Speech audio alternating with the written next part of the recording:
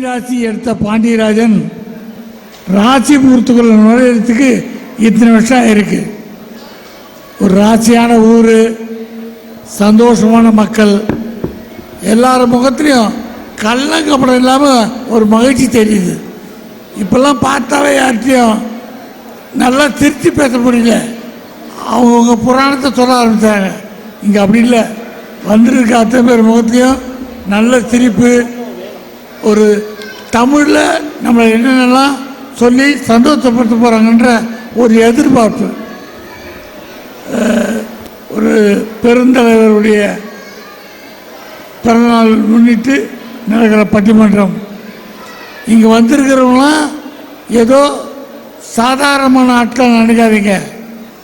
உங்களை மாதிரி பலதரப்பட்ட மக்களை, வித்தியாசமான மக்களை சந்தித்து அவங்களெல்லாம் எடை போட்டு பார்த்து சிரிக்க வச்சு பேரெடுத்து வந்தவங்க. இங்கே மேடையில் உட்காரப்போதும் பேசுனதுலாம் ரோட்டரி கிளப் ஆட்கள் தான் நிறைய பேர் இருக்காங்க. அவங்கள பார்க்கும்போதெல்லாம் மனசுக்கு அவ்வளோ சந்தோஷமாக இருக்கும். ஏன்னா நம்ம வாழ்ந்தால் போதும், நம்ம குடும்பம் நல்லா இருந்தால் போதும் அப்படின்னு நினைக்கிறவங்கள ரோட்டேரியன்ஸ். மற்றவங்கள பற்றியே எப்பவுமே கூட்டமாக ஒரு கூட்டம் சேர்ந்து மற்றவங்களுக்கு என்னென்ன உதவி பண்ணலான்னு நினைக்கிறவங்க தான் ரோட்டரி கிளப் நடத்துகிறவங்க. இந்த நிகழ்ச்சி மூலிமா அவங்க என்னென்ன சொல்கிறாங்கன்னு ஒத்து கவனிங்க. நம்ம வாழ்ந்தால் போதும், நமக்கு சம்பாதிச்சா போதும் அப்படி இல்லை, மற்றவங்களுக்கு எதனா செய்யணுன்ற நல்ல குணத்தை இங்கே கற்றுங்க. தர்மம் பண்ணுறத எந்த வகையில் தர்மம் பண்ணணும், எதுக்கு தர்மம் பண்ணணும், எதுக்கு உதவி பண்ணணும், அதை ரோட்டரி சங்கத்தில் தான் கற்றுக்கணும். ஒரு தர்மத்தை பற்றி ஒரு கதை படித்தேன். கர்ணன் குளக்கரையில் ஆற்று ஓரமாக குளிச்சுட்டு இருந்தாரான். குளிக்கும்போது எண்ணெய் தேய்ச்சி குளிச்சாரான். ஒரு கிண்ணத்தில் எண்ணெய் இருக்குது, இன்னொரு கிண்ணத்தில் சீக்காய் இருக்கான். அதை போட்டு குளிக்கும்போது ஒருத்தர் வந்து கர்ணன்கிட்ட, கர்ணா தர்மம் எனக்கு எதாவது உதவி பண்ணினாராம். இது அரண்மனையாக இருந்தால் எதனா அள்ளி கொடுக்கலாம், நம்மளே ஆத்தங்கரில் குளிக்கிறோம், இவருக்கு என்ன கொடுக்க போகிறோம்னு கர்ணன் யோசிக்காம அவர் அந்த எண்ணெய் கிண்ணத்தை பார்த்தாராம். அது தங்க கிண்ணம். உடனே இந்த கையில் சீக்காய் இருக்குது, இதில் தொட்டால் எடுக்க முடியாது, அழுக்காயிரும். உடனே இடது கையிலேயே அந்த தங்க கிணத்தை எடுத்து இதை வச்சுக்க அப்படின்னு தர்மம் கொடுத்துறான். அதை கொடுக்கும்போது ஒருத்தர் சொன்னாராம், ஏங்க தர்மத்தை இடது கையில் கொடுக்கலாமா, தர்மம் பண்ணுறீங்க, இதை போய் இடது கையில் தர்மம் பண்ணுறீங்கன்னு. அப்போ சொன்னாராம் கர்ணன், கொடுக்கணும்னு தோணும் போது கொடுத்துடணும், இதை இடது கையா வலது கையா என்ன இருக்கா கொடுக்கணும்னு யோசிக்கிறதுக்குள்ள அவன் வாங்க வந்தவனு கூட இந்த ஆள்கிட்ட எதுக்கு தர்மம் கேட்பானே, வேற யார்கிட்ட கேட்கலான்னு அவன் போயிடலாம். இல்லை கொடுக்க வந்த நமக்கே மனசு மாறிடலாம். அதனால் அந்த எண்ணம் இருக்கக்கூடாது. கொடுக்கணும்னு தோணுச்சுன்னா கொடுத்துடணும், அதான் தர்மம். அதை இந்த ரோட்டரி சங்கத்துக்கிட்ட நம்ம கற்றுக்கணும். கொடுக்கணும்னு என்ன வந்ததா உடனே கொடுக்கறதுக்குன்னே பட்ஜெட்டில் ஒரு அமௌண்ட்டை எடுத்து வைப்பாங்க. அப்படிப்பட்ட நல்ல மனிதர்கள். இப்போ எல்லாருக்கும் ஷீல்டு கொடுத்தாங்க. ஏதோ ஒரு சின்ன பித்தளை பழங்க, இதான ஷீல்டு, இதை போய் என்ன பெருசாக கொடுக்குறாங்க. இதுவரையில் நீங்கள் உழைத்ததுக்கு கொடுக்கப்பட்ட ஒரு அங்கீகாரம். இனிமேல் நீங்கள் உழைக்க போகிறதுக்காக கொடுக்கப்பட்ட ஒரு ஊக்க மருந்து. இதை வாங்கியிருக்கோம், இதெல்லாம் இதை விட பெருசாக வாங்கணுன்றதுக்காக ஒரு ஊக்க மருந்து. ஷீல்டு சாதாரண இல்லை.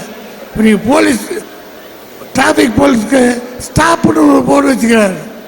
ஸ்டாப் அப்படின்னா கார் நிற்குது, என்ன காரெலாம் நிற்குது, BMW நிற்குது, சஃபாரி நிற்குது, ஆடி கார், எல்லா காரும் பல கோடி ரூபா காரெலாம் நிற்குது. ஆனால் அந்த ஸ்டாப் காட்டுற அந்த போர்டு 100 ரூபா கூட இருக்காது. 50 ரூபா தான் இருக்கும். 50 ரூபாவில் ஒரு போர்டு வச்சுக்கிறார் போலீஸ்காரர். அதை காமிச்ச உடனே BMW காரே நிற்குது. அந்த அந்த தகடில் எழுதுறது ஸ்டாப்புன்ற வார்த்தைக்காக இல்லை, போலீஸ்காரருடைய பவருக்கு. அதை மாதிரி ஒரு பவரான விஷயந்தான் இந்த ஷீல்டு. இதை நீங்கள் சோர்ந்து இருக்கும் போதெல்லாம், மனசு கஷ்டமாக இருக்கும் போதெல்லாம் ஒரு வாட்டி பாருங்கள். நம்ம கூட இதெல்லாம் கொடுத்துருக்காங்களே, நம்ம கூட சாதிச்சிருக்குமே அப்படின்னு உங்கள் மனசு தோணுச்சுன்னா தெம்பாக இருந்துச்சு வேலை பார்ப்பீங்க. கேடயம் என்பது உங்களுக்கே நீங்கள் உங்களுக்கு கொடுத்த ஒரு கேடயம் தான். விளையாட்டுக்கு ஏதோ ஷீல்டு கொடுக்குறான்னு நினைக்காதீங்க. ஒரு ஷீல்டும் மனுஷனுக்கு கொடுக்குற ஒரு ஊக்கம், ஒரு உற்சாகம். இன்றைக்கி நல்ல உற்சாகம் அடைஞ்சிருக்கீங்க. இவங்க பேச்சை கேளுங்க, இன்னும் உற்சாகம் அடைவீங்க. பட்டிமன்றம் பேசுவது ஒரு கலை, அதை நீங்கள் கற்றுக்குங்க. வெறும் பேச்சு கைதட்டி போகிறதில்ல. இவங்க என்னெல்லாம் பேசுகிறாங்கன்னு உத்து கவனித்தா நாமளும் இவங்களை விட அதிகமாக பேசலாம். நன்றி, வணக்கம். புறத்தில் ராசியோடும் அகத்தில் மாட்சியோடும் வாழுகிற ராசிபுரம் வாழ் பெருமக்களை அன்போடு வணங்கி தொடங்குகிறோம். மகிழ்ச்சியான இடத்தில் நாம் வாழ ஆசைப்படுவதை விட நாம் இருக்கும் இடத்தை மகிழ்ச்சியாக மாற்றிக்கொள்வதுதான் உன்னதமான வாழ்க்கை. அந்த வகையில் கர்ம வீரர் காமராஜர் அவர்களுடைய இந்த கல்வி வளர்ச்சி நாளை முன்னிட்டு ஒரு அற்புதமான பட்டிமன்றத்தை ஏற்பாடு செய்திருக்கிற அரண் மீடியா இனிய நண்பர் ஆனந்தகுமார் சார்பாக இங்கே வருகை இருந்திருக்கிறவங்க அத்தனை பேருக்கும் மீண்டும் எங்கள் குழுவின் சார்பாக நெஞ்சார்ந்த நன்றியினை அன்போடு தெரிவித்துக் கொள்கிறோம். நாங்கள் இதில் நிறைய பேருக்கு நன்றி சொல்ல கடமைப்பட்டிருக்கோம். கண்டிப்பாக அவங்களாம் பெயரை குறிப்பிட்டு நாங்கள் நன்றி சொல்லணும். ஆனால் உண்மையிலேயே ஒரு அற்புதமான இந்த ஊரில் இப்படி ஒரு நிகழ்ச்சி, அதுவும் ஒரு கல்வி திருநாள், கல்வி வளர்ச்சி நாள் அப்படிங்கிறதுல ரொம்ப மகிழ்ச்சியாக இருக்குது. பொதுவாக ஒரு கேள்வி எல்லாரும் கேட்பான், நெய் ருசியா கை ருசியான்னு கேட்குறது வழக்கம் உண்டு. ஆனால் ரெண்டும் ருசிதான்னு நிரூபிக்கிற ஊர் அப்படின்னு சொன்னால் அது ராசிபுரம் தான். ஏன்னா ஒன்று நெய்க்கும் இந்த ஊர் பிரசித்தி பெற்றது, அதாவது அதே போல் பட்ட ஆடை நெசவுக்கும் பிரசித்தி பெற்ற ஊர். அப்படிங்கிற வகையில் ஒரு அற்புதமான இந்த ஊரில் கர்ம வீரர் காமராஜருடைய பிறந்தநாளை முன்னிட்டு, ஏன்னா கர்ம வீரருங்கிறதுனால ஒரு செய்தியை சொன்னால் நல்லா இருக்கும். மற்ற தலைவர்கள், எல்லா தலைவர்களும் நிறைய கருத்து சொல்லியிருக்காங்க, நிறைய திட்டங்கள் செஞ்சுருக்காங்க. கர்ம வீரருக்கும் அவங்களுக்கும் ஒரு வித்தியாசம் என்ன தெரியுங்களா? மற்ற தலைவர்களின் கருத்துக்கள் எல்லாம் பூமியில் விளைந்த விதையாக இருக்கும். கர்ம வீரர் காமராஜனுடைய கருத்துக்கள் தான் விண்ணிலிருந்து பொழிந்த மழையாக இருக்கும். ஏன்னா இந்த விதையை முளைக்கணும்னா அந்த மழை வேணும். Rasipuram rotary club of Rasipuram பெருமக்களுக்கு மீண்டும் உங்கள் கைத்தட்டல் மூலமாக ஒரு நன்றியை சொல்லிக்கலாம். நம்முடைய மரியாதைக்குரிய இயக்குனர் அவர்கள் சொல்லும் போது கூட ரொம்ப மகிழ்ச்சியாக பகிர்ந்துக்கிட்டாங்க. நாங்கள் அவங்கள பற்றி சொல்லணும் அப்படின்னா, உண்மையிலே இந்த மண்ணுக்கு வந்து இந்த மேடையில் உங்களுக்கெல்லாம் விருதை வழங்கி ஒரு வாழ்த்தையும் கொடுத்துருக்குறாங்க. அப்படின்னா இன்னொரு உங்களுக்கெல்லாம் தெரியாத விஷயமா கூட இருக்கலாம். அவர் இயக்குனராக பார்த்துருப்பீங்க, ஒரு நடிகராக பார்த்து ரசிச்சிருப்பீங்க. மிகச்சிறந்த நடிகராக, இயக்குனராக வளம் வந்தவர். இன்றைக்கு பல புதிய இயக்குனர்களுக்கான பாடம் நடத்துகிற திரைப்பட இயக்கம் எப்படி இருக்கணும்னு சொல்லிக் கொடுக்குறார். உலகம் முழுக்க இருக்கிற பல இளைஞர்களுக்கு திரைப்படம் எப்படி இருக்கணும்னு சொல்லிக் கொடுக்குற ஆன்லைன் வகுப்பு நடத்திக்கிட்டு இருக்கிறார். அவருக்கு உங்கள் கைதட்டல் மூலமாக நாம் நன்றியை சொல்லிக்கொள்வோம். அதே மாதிரி பைரவி டெக்ஸ்டைல்ஸ் நிறுவனத்தை சார்ந்த பெருமக்கள் இருந்தால் அவங்களுக்கும் எங்களுடைய குழுவின் சார்பாக நன்றியை தெரிவித்துக் கொள்கிறோம். ராசி இன்டர்நேஷனல் ஸ்கூல் அந்த நிர்வாகத்தை சேர்ந்த பெருமக்களுக்கும் நாங்கள் இன்னும் நிறைய பேருக்கு நன்றி சொல்லணும். தங்கம் அசோசியேட்ஸ், துளிர் மருத்துவமனை, ஆஜிரா கிட்னி கேர், ஒரு நல்ல கைதட்டலை அவங்களுக்கு கொடுத்துடலாம். இவங்களை தாண்டி நிறைய விளம்பரதாரர்கள் பின்பக்கம் நீங்கள் பார்க்கலாம். இவங்களுடைய ஒத்துழைப்போடு தான் இந்த நிகழ்ச்சி இவ்வளோ சிறப்பாக நடந்தது அப்படின்னு சொன்னால் அதுக்கு இங்கே வருகை தந்திருக்கிற உங்களையும் சேர்த்து மீண்டும் அத்தனை பேருக்குமான ஒரு நன்றியை உங்கள் கைத்தட்டலோடு தெரிவித்துக் கொள்கிறோம். நேரடியாக சில தலைப்புக்குள்ளே வந்துட்டால் கொஞ்சம் நல்லாயிருக்கும். ஏன்னா நம்ம குறிப்பிட்ட நேரத்தில் முடிக்கணுங்கிறதுனால ரொம்ப யதார்த்தமான தலைப்பு தான். நம்ம தலைப்பையும் பார்த்துருப்பீங்க.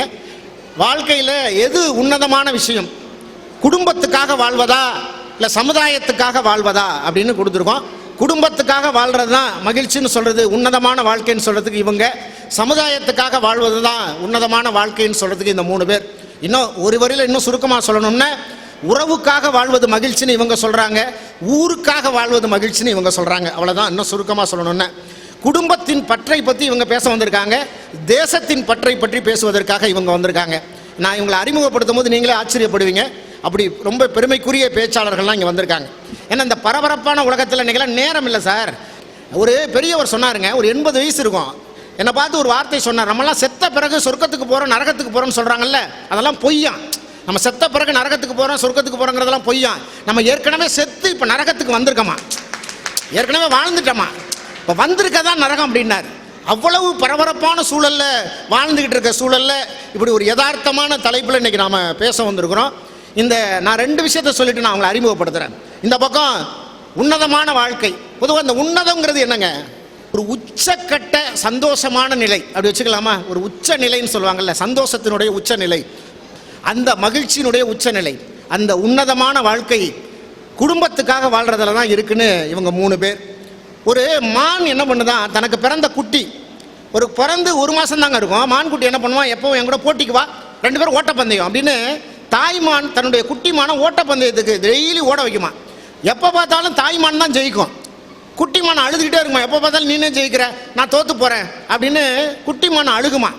ஒரு நாள் அந்த ஓட்டப்பந்தயத்தில் குட்டிமான் ஜெயிச்சிருச்சு, தாய்மான் தோத்துருச்சு. குட்டிமானுக்கு சந்தோஷம் தாங்க முடியல. பாரு நீங்கள் நான் உன்னை ஜெயிச்சிட்டேன் பாரு அப்படின்னு சொல்லிட்டு அம்மாவை பார்த்து தான் அம்மா அதை விட சந்தோஷமாக இருந்தது. அம்மா நீ எப்போ பார்த்தாலும் நீ தான் ஜெயிப்ப, அப்போ கூட இவ்வளோ சந்தோஷமாக இருக்க மாட்டேன், இன்னைக்கு நான் ஜெயிச்சிட்டேன் நீ தோத்துட்ட, இவ்வளோ சந்தோஷமாக இருக்கியேன்னு குட்டிமான் கேட்டபோது தாய்மான் சொன்னதான், தாய் ஜெயிப்பதல்ல வெற்றி என்பது, என் பிள்ளைகள் ஜெயிப்பது தான் பெற்றோர்களுக்கு எப்போதும் மகிழ்ச்சியை தரும்னு குடும்பம் கொண்டாடுகிற நிலைங்க. நம்ம பிள்ளைகள் ஜெயிப்பது தானங்க பெற்றோருக்கு வெற்றியாக இருக்க முடியும், பிள்ளைகளுடைய மகிழ்ச்சி தானே நம்ம மகிழ்ச்சியாக இருக்க முடியும். அப்படி அந்த வாழ்க்கையை நம்ம குடும்பத்துக்காக அர்ப்பணிச்சுக்கிற வாழ்க்கை தானே சந்தோஷம். இன்னைக்கு படிக்காத பெற்றோர்கள் தன் பிள்ளையை படிக்க வைக்கிறாங்க. இன்னைக்கு படிச்சுட்டு எங்கள் ஊரில் லண்டனில் இருக்கான், அமெரிக்காவில் இருக்கான் பிள்ளைகள், நிறைய வெளிநாடுகளில் இருக்காங்க படிச்சுட்டு. ஆனால் அப்பா அம்மா படிக்கவே இல்லைங்க, புள்ள படிச்சுட்டு வெளிநாட்டில் இருக்கான். அவன் செய்கிற முதல் வேலை என்ன தெரியுங்களா, ஒரு 5 வருஷமோ 2 வருஷமோ வெளிநாட்டில் இருந்துட்டு அங்கேருந்து வரும்போதே அப்பாவுக்கும் அம்மாவுக்கும் பாஸ்போர்ட் எடுக்கிறான், விசா எடுக்கிறான். எடுத்துட்டு வாழ்க்கையில் ஏர்போர்ட்டே பார்க்காத அப்பா அம்மா விமானம் பறக்கும் போது தலைக்கு மேலே பறக்கும் போது அண்ணாந்து பார்த்து பரவசப்படுகிற பெற்றோர்களுக்கு ஒரு முறையாவது வாழ்க்கையில் நான் வெளிநாட்டை காட்டணும், அந்த விமான பயணத்தை காட்டணும்னு எழுத படிக்க தெரியாத பெற்றோர்களை விமானத்தில் அழைச்சிட்டு போய் தான் இருக்கிற அந்த வெளிநாட்டை சுற்றி காட்டுகிற பிள்ளைகள் இன்னைக்கு இருக்காங்கங்க. பெற்றோர்கள் எவ்வளவு குடும்பத்துக்காக அர்ப்பணிப்பு செய்கிறார்களோ அந்த அர்ப்பணிப்பை இன்றைக்கு பிள்ளைகளும் செய்கிறாங்க. அப்படிங்கிற அந்த உன்னதமான வாழ்க்கை என்பது குடும்பத்தில் தான் இருக்குன்னு சொல்கிறதுக்காக இவங்க 3 பேர். இன்னைக்கு ரோட்டரி கிளப்பை பற்றி பேசுகிறோம் அப்படின்னா, எனக்கு தெரிஞ்சு ஒரு காலத்துல எல்லாம் ஊனமாக குழந்தை பிறந்தா ஊனமாக தாங்க செத்து போகணும், பிறக்கிற குழந்தை ஊனமாக பிறந்து ஊனமாக செத்து போகும். ஆனால் இன்னைக்கு அப்படி இல்லை. எனக்கு தெரிந்து உலக நாடுகளில் இந்தியா உட்பட கிட்டத்தட்ட 80% நாடுகளில் போலியோ என்கிற ஒரு நோயை முழுமையாக ஒழித்ததனுடைய முழு பங்கு ரோட்டரி சங்கத்தை தான் சேரும். அந்த குழந்தைகளுக்கு நாக்கில் ஊத்துறமே சொட்டு, போலியோ சொட்டு, அந்த ஒரு சொட்டு போலியோ மருந்திலும் ஒரு ரொட்டேரியன் அவர்களுடைய வியர்வை துளி இருக்கிறதுன்னு சொன்னால் அது 100க்கு 100 உண்மை. இன்னைக்கு இந்தியாவில் போலியோவே இல்லாத ஒரு தேசம் அப்படின்னு உருவாக்குறதுல முழுமையான பங்கு ரோட்டரி சங்கத்துக்கு. இப்படி பெருமக்கள் எல்லாம் சேர்ந்து நடத்துகிற ஒரு நல்ல விஷயம். அப்போ இந்த சமுதாயத்துக்காக நம்மளை அர்ப்பணிச்சுக்கிறதானுங்க உன்னதமான வாழ்க்கைன்னு இவங்க சொல்ல வந்திருக்காங்க. இந்த வாழ்க்கை உண்மையிலே உன்னதமான வாழ்க்கை என்பது எது, அது குடும்பத்துக்காக வாழ்வதா சமுதாயத்துக்காக வாழ்வதா? குடும்பத்துக்காக வாழ்வது அப்படின்னு பேச வந்திருக்கிறவர் இந்த பக்கம் முதல் நபராய் உட்கார்ந்துருக்கிறவர் ஒரு பள்ளியினுடைய முதல்வராக இருக்கிறவர். பல திறமையான தனித்துவமான மாணவர்களை உருவாக்குறதுல பெரும் பங்கு சேலத்தில் இருக்கக்கூடிய ஒரு தனியார் பள்ளியினுடைய முதல்வர், இன்றைக்கு அற்புதமான பேச்சாளராக இன்னைக்கு தமிழ்நாடு முழுவதும் வலம் வந்து கொண்டிருக்கக்கூடிய சேலம் தங்கத்துரை அவர்கள்.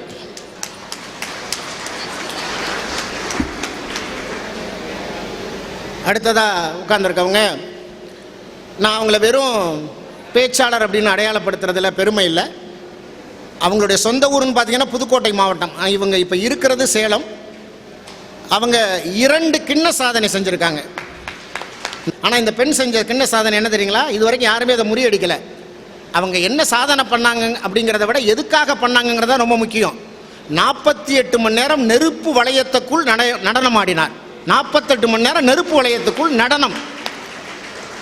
இன்னைக்கு இந்தியா முழுவதும் தேசம் முழுவதும் பெண்களுக்கு எதிரான குற்றங்கள், பாலியல் குற்றம், அது வயதானவங்களாக இருக்கட்டும் சிறுமியாக இருக்கட்டும், பாலியல் குற்றங்கள் நடக்குது. அந்த குற்றத்துக்கு எதிரான ஒரு விழிப்புணர்வை செய்யணுங்கிறதுக்காக தான் அந்த சாதனையை அவங்க பண்ணாங்க.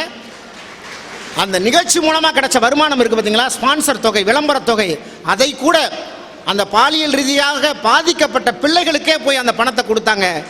அப்படி ஒரு தேசத்தினுடைய நல்ல விஷயங்களுக்காக நிறைய மாற்றங்களை செய்து கொண்டிருக்கிற இன்னும் சொல்லணும்னா நாளைய இயக்குனர்னு கலைஞர் தொலைக்காட்சியில் வந்தது. நிறைய திரைப்படங்களை குறும்படங்களை இயக்கி இயக்குனராகவும் இருக்கக்கூடிய சேலம் ஐஸ்வர்யா அவர்கள். அந்த பக்கம் அவர் கடலூர்லேருந்து வந்திருக்கிறார். நீங்கள் பல தொலைக்காட்சியில் பார்த்துருக்கலாம். சமீபத்தில் கூட ஒரு 4 நாள் துபாயில் பட்டிமன்றம். இப்படி வெளிநாடுகள்லாம் போகிறவங்க தான். ஏன்னா இன்றைக்கெல்லாம் நீங்கள் நினச்சி பாருங்கள், ஒரு காலத்துலலாம் வெளிநாடு போகணுன்னா சினிமா நடிகர்களாக தான் இருக்கணும். ஆனால் இன்றைக்கி நல்ல திறமையான பேச்சாளர்களுக்கு கூட அங்கீகாரம் கொடுத்து உலகம் முழுவதும் இருக்கக்கூடிய தமிழ் சங்கங்கள் கூப்பிட்றாங்க. அப்படிங்கிறதே நம் தமிழ் மொழிக்கு கிடைச்ச வெற்றிங்க. இன்றைக்கி பேச்சாளர்களை கூப்பிட்டு அங்கீகரிக்கிறாங்க உலகம் முழுக்க. துபாயில் போய் 3 நாள் இருந்து 3 இடங்களில் பட்டிமன்றம் பேசிட்டு வந்திருக்கிறார். இன்றைக்கி தமிழ்நாடு முழுவதும் அற்புதமான தன்னுடைய பேச்சால், நகைச்சுவையால், நல்ல செய்திகளால் தனக்கென ஒரு தனி இடத்தை பிடித்திருக்கிற கடலூர் தணிகைவேல் அவர்கள். இந்த அணி குடும்பத்துக்காக, இவங்க சமுதாயத்துக்காக. சொன்னால் ஆச்சரியப்படுவீங்க, ஒரு பேச்சாளர் அப்படின்னு இவர் அறிமுகப்படுத்துறதை விட எனக்கு தெரிஞ்சு தமிழ்நாட்டில் மிகச்சிறந்த கவிஞர்கள் 5 பேரை சொல்லுங்கன்னா நான் இவர் பேரை தான் சொல்லுவேன். அந்த 5ல் ஒரு பேரா. ஒரு அற்புதமான கவிஞர், திரைப்பட பாடலாசிரியர். அவர் எழுதின பாட்டை சொன்னால் இன்னும் ஆச்சரியமாக இருக்கும். அந்த படம் கொம்பன் படத்தில் அவர் எழுதின பாடல் அடிக்கருப்பு நிறத்தழகி, அவர் நல்லா பாடுவார், அது வேற விஷயம். கம்பிக்கரை வேட்டி, கண்ணு 2 ஈட்டி, இன்னைக்கு வரைக்கும் வெற்றிகரமான பல திரைப்படங்கள், 100க்கும் மேற்பட்ட திரைப்படங்களுக்கு பாடல் எழுதியிருக்கார். அவர் திரைப்பட பாடலாசிரியருங்கிறத தாண்டி தனித்துவமான தன் கவிதைகளால் ஒரு பெரிய கவிதை போட்டி உலகளவில் நடந்தது, இலங்கையில் நடத்தினாங்க. அதில் முதல் பரிசாக அந்த பொற்கிளியை பரிசாக பெற்ற அற்புதமான கவிஞர், புதுக்கோட்டையிலிருந்து வருகின்றிருக்கக்கூடிய கவிஞர் தனிக்கொடி அவர்கள். அதைத் தொடர்ந்து அந்த பக்கம் காரைக்கால், அவங்க பக்கத்து மாநிலம், ரொம்ப அற்புதமான பேச்சாளர். நீங்கள் பார்த்துருப்பீங்க, இன்றைக்கி வலைதளம் மூலமாக தான் இன்றைக்கி பிரபலமாகிறோம். அதுவும் அற்புதமான மொழிக்கான விஷயங்கள், சமுதாய மாற்றத்துக்கான விஷயங்களை தன்னுடைய பேச்சின் மூலமாக பதிவு செய்து இன்றைக்கு தமிழ்நாடு மட்டுமல்ல பல வெளிநாடுகளுக்கெல்லாம் சென்று வந்திருக்கக்கூடிய அற்புதமான பேச்சாளர் காரைக்கால் யோகதர்ஷினி அவர்கள். அந்த அணியை தொடர்ந்து அவருக்கு அறிமுகம் தேவையில்லை, தொடர்ந்து பல தொலைக்காட்சிகள்லையும் வலைதளங்கள் மூலமாக அவரை பார்த்து ரசிக்கிறோம். தன்னுடைய பேச்சில் அற்புதமாக எந்த தலைப்பு கொடுத்தாலும் நல்ல நகைச்சுவையோடு நல்ல செய்திகளோடு பேசக்கூடிய, இன்றைக்கு தமிழ்நாடு மட்டும் இல்லை, எனக்கு தெரிஞ்ச அவர் கிட்டத்தட்ட ஒரு 20 நாடுகளுக்கு மேலே சென்று வந்திருக்கக்கூடிய அற்புதமான பேச்சாளர் கோவை தனபால் அவர்கள். ஏன்னா பேச்சாளர்கள் எல்லாம் இப்படி தான் அறிமுகப்படுத்தணும், அப்போ தானே உற்சாகமாக இருக்கும். அற்புதமான நல்ல செய்திகளோடு கலகலப்பாக பேசக்கூடிய பேச்சாளர் கையில் இந்த பட்டிமன்றத்தை ஒப்படைக்கிறோம். உங்களுடைய கைத்தட்டலோடு முதல் பேச்சாளராக குடும்பத்துக்காக வாழ்வது தான் உன்னதமான வாழ்க்கை என்று பேசுவதற்காக சேலம் தங்கத்துரை சார் அவர்கள் வருகிறார். உற்சாகமான ஒரு கைத்தட்டல்.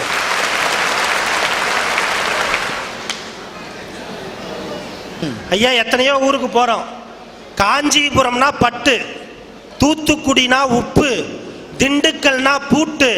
ஆனால் நம்ம நாமக்கல் ராசிபுரம்னா நட்புங்க. நட்புக்கு சிறந்த ஊர் இந்த ஊர். நீங்கள் ராசிபுரம், அதில் புறம்ங்கிற வார்த்தையை எடுத்து சங்க இலக்கியத்தில் பார்த்தீங்கன்னா புறம் என்ற வார்த்தைக்கு என்ன தெரியுங்களா அர்த்தம்?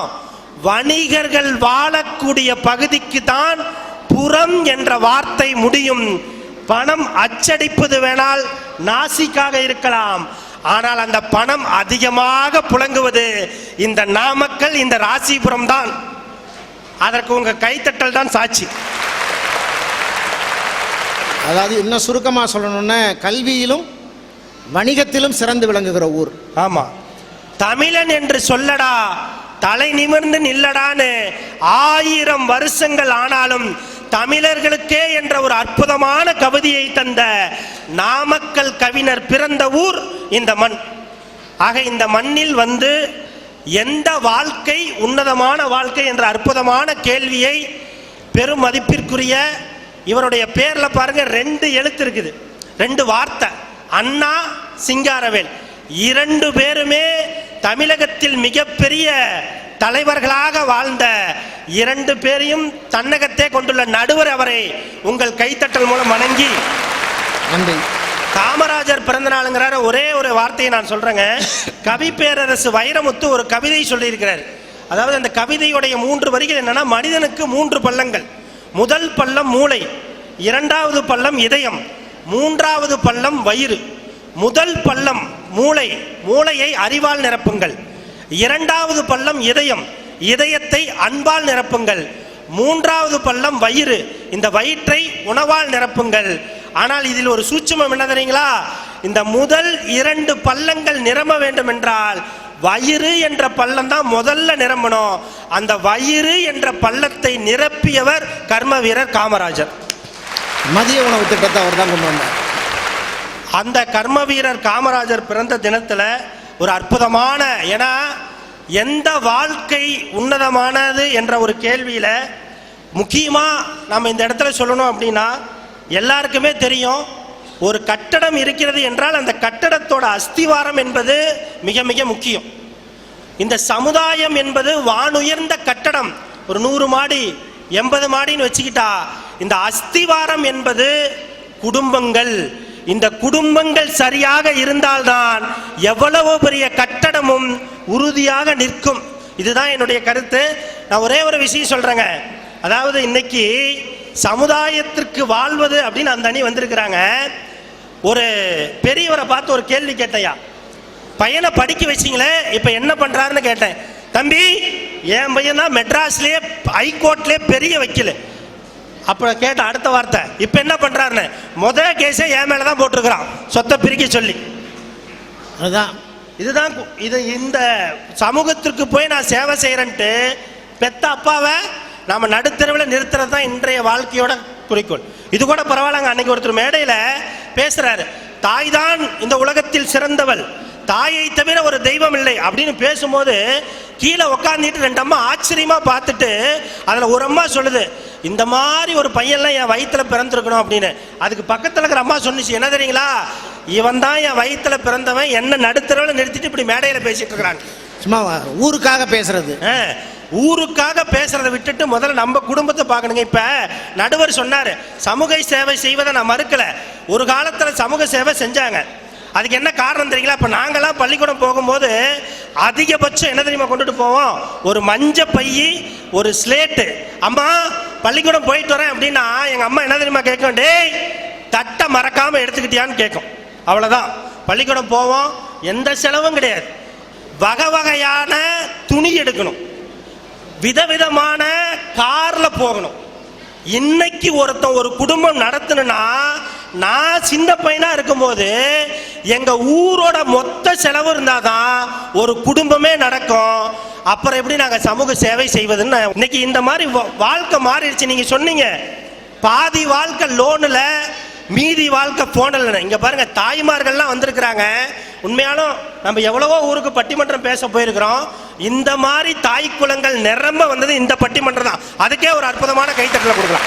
இல்ல, ஒரு நிகழ்ச்சிக்கு பெண்கள் கூட்டம் அதிகமா வருது அப்படின்னா அந்த நிகழ்ச்சி 100% வெற்றி. அதுக்கு இந்த நிகழ்ச்சியே சாட்சி. நான் ஒரே ஒரு விஷயம் சொல்றேன், நீங்க சமுதாயத்துல நிறைய விஷயம் நீங்க சொல்லலாம். இன்னைக்கு இந்த சமுதாயம் போனாவே, ஒரு காலத்துல நம்ம என்ன பண்ணோம், உணவு வீட்டுல சாப்பிடுவோம். ஆனா இன்னைக்கு பாத்தீங்கன்னா பக்கெட் பிரியாணின்னு ஒன்று கொடுக்குறான், எல்லாருக்கும் வந்துருச்சு. இந்த பக்கெட் பிரியாணி ஏன் கொடுத்தான்னு எனக்கு முந்தா நாள் தான் தெரிஞ்சது. முந்தா நாள் நான் பக்கெட் பிரியாணி வாங்கிட்டு போனேன். சரி, ஏன் பக்கெட் கொடுத்தானா, புடுங்கிட்டு 2 நாள் போகும்போது தான் பக்கெட் கையிலேயே இருந்தது. பக்கெட் சேர்த்தே கொடுத்துறாங்க. அதுக்கு பக்கெட் பிரியாணின்னு பேர் வச்சிருக்கிறான். ஏங்க நான் என்ன கேட்கிறேன் அப்படின்னா, சமூகத்தில் ஒருவர் நடமாடுகிறார் வச்சுக்கலாம், ஒரு தெருவில் நடந்து போகும்போது நான் ஒரே ஒரு விஷயம் சொல்றேங்க, அவருடைய மகனுக்கும் மகளுக்கும் தேவையான அடிப்படை வசதியையும் கல்வியையும் அவர் ஒழுங்காக நிறைவு செய்தால்தான் அந்த சமூகத்தில் அவர் தலை நிமிர்ந்து நடக்க முடியும். ஒரு அறிவியல் ரீதியாக சொல்லணும்னா, ஒரு மிகப்பெரிய மரம் இருக்கும், ஆனா அந்த மரத்துடைய அடிப்படை அழகு அப்படின்னா ஒரே ஒரு தாவர செல் தான். அதாவது ஒரு மனிதன் குழந்தையில் கருவாக இருந்து, ஒரு குழந்தையாக இருந்து, ஒரு இளையனாக வளர்ந்து, ஒரு முதியவராக போகும்போது அடிப்படை என்பது ஒரு மனித செல் தான். அது மாதிரி நம்ம இந்த கட்டமைப்பை சொல்லிட்டே போலாம்.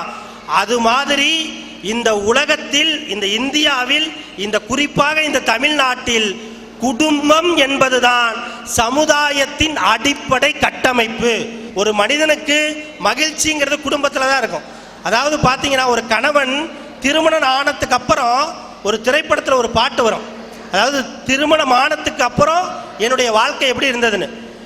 உலகம் எனக்கென்றும் விளங்காதது, உறவே எனக்கின்று விளங்கானது, அடடா முந்தானை சிறையானது, இதுவே என் வாழ்வில் முறையானது.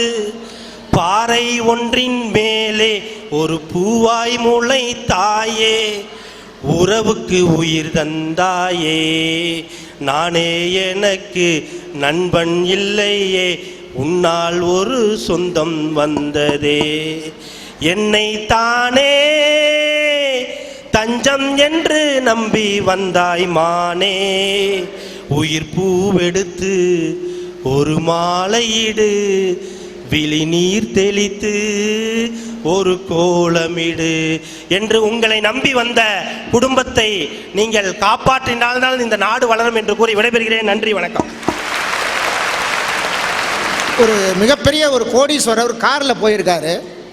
காலையில் 4 மணிக்கு டிரைவர் கொஞ்சம் கண் அசந்து கொஞ்சம் ஒரு விபத்துங்கிறது ஒரு நொடி தானங்க, கொண்டு போய் ஒரு புளிய மரத்தில் மோதிட்டான்.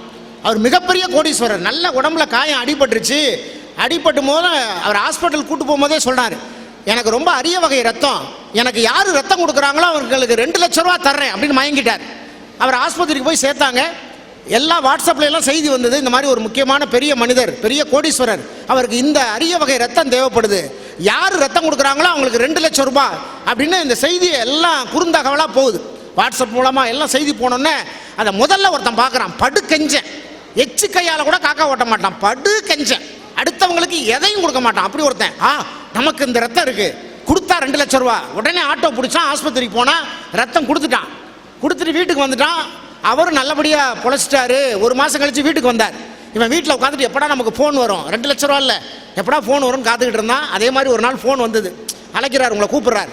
நம்மளால சந்தோஷமாக போனால் அவரும் ரொம்ப நன்றி சார், நீங்கள் ரத்தம் கொடுத்ததுனால தான் நான் பொழைச்சேன், இல்லைன்னா நான் பொழைச்சிருக்க வாய்ப்பே இல்லை, உடனே வந்து கொடுத்தீங்க, ரொம்ப நன்றி, இந்தாங்க அப்படின்னு ஒரு கவரை கொடுத்தாரு. நம்மளால பணம் கொடுத்தோம், கவரை வாங்கிட்டு சந்தோஷமாக வெளியில் வந்து எண்ணி பார்த்தான் பாருங்க, வெறும் 2000 ரூபா இருந்தது. என்னடா 2 லட்சம்னாரு, வெறும் 2000 ரூபா இருக்குன்னு திரும்ப, ஐயா அந்த கவரில் வெறும் 2000 ரூபா தான் இருக்குது, நீங்கள் 2 லட்சம்னு சொன்னீங்க. அப்போ தான் அந்த கோடீஸ்வரர் சொன்னாராம், இப்போ என் உடம்புல யார் ரத்தம் ஓடுதுன்னு கேட்டிருக்காரு.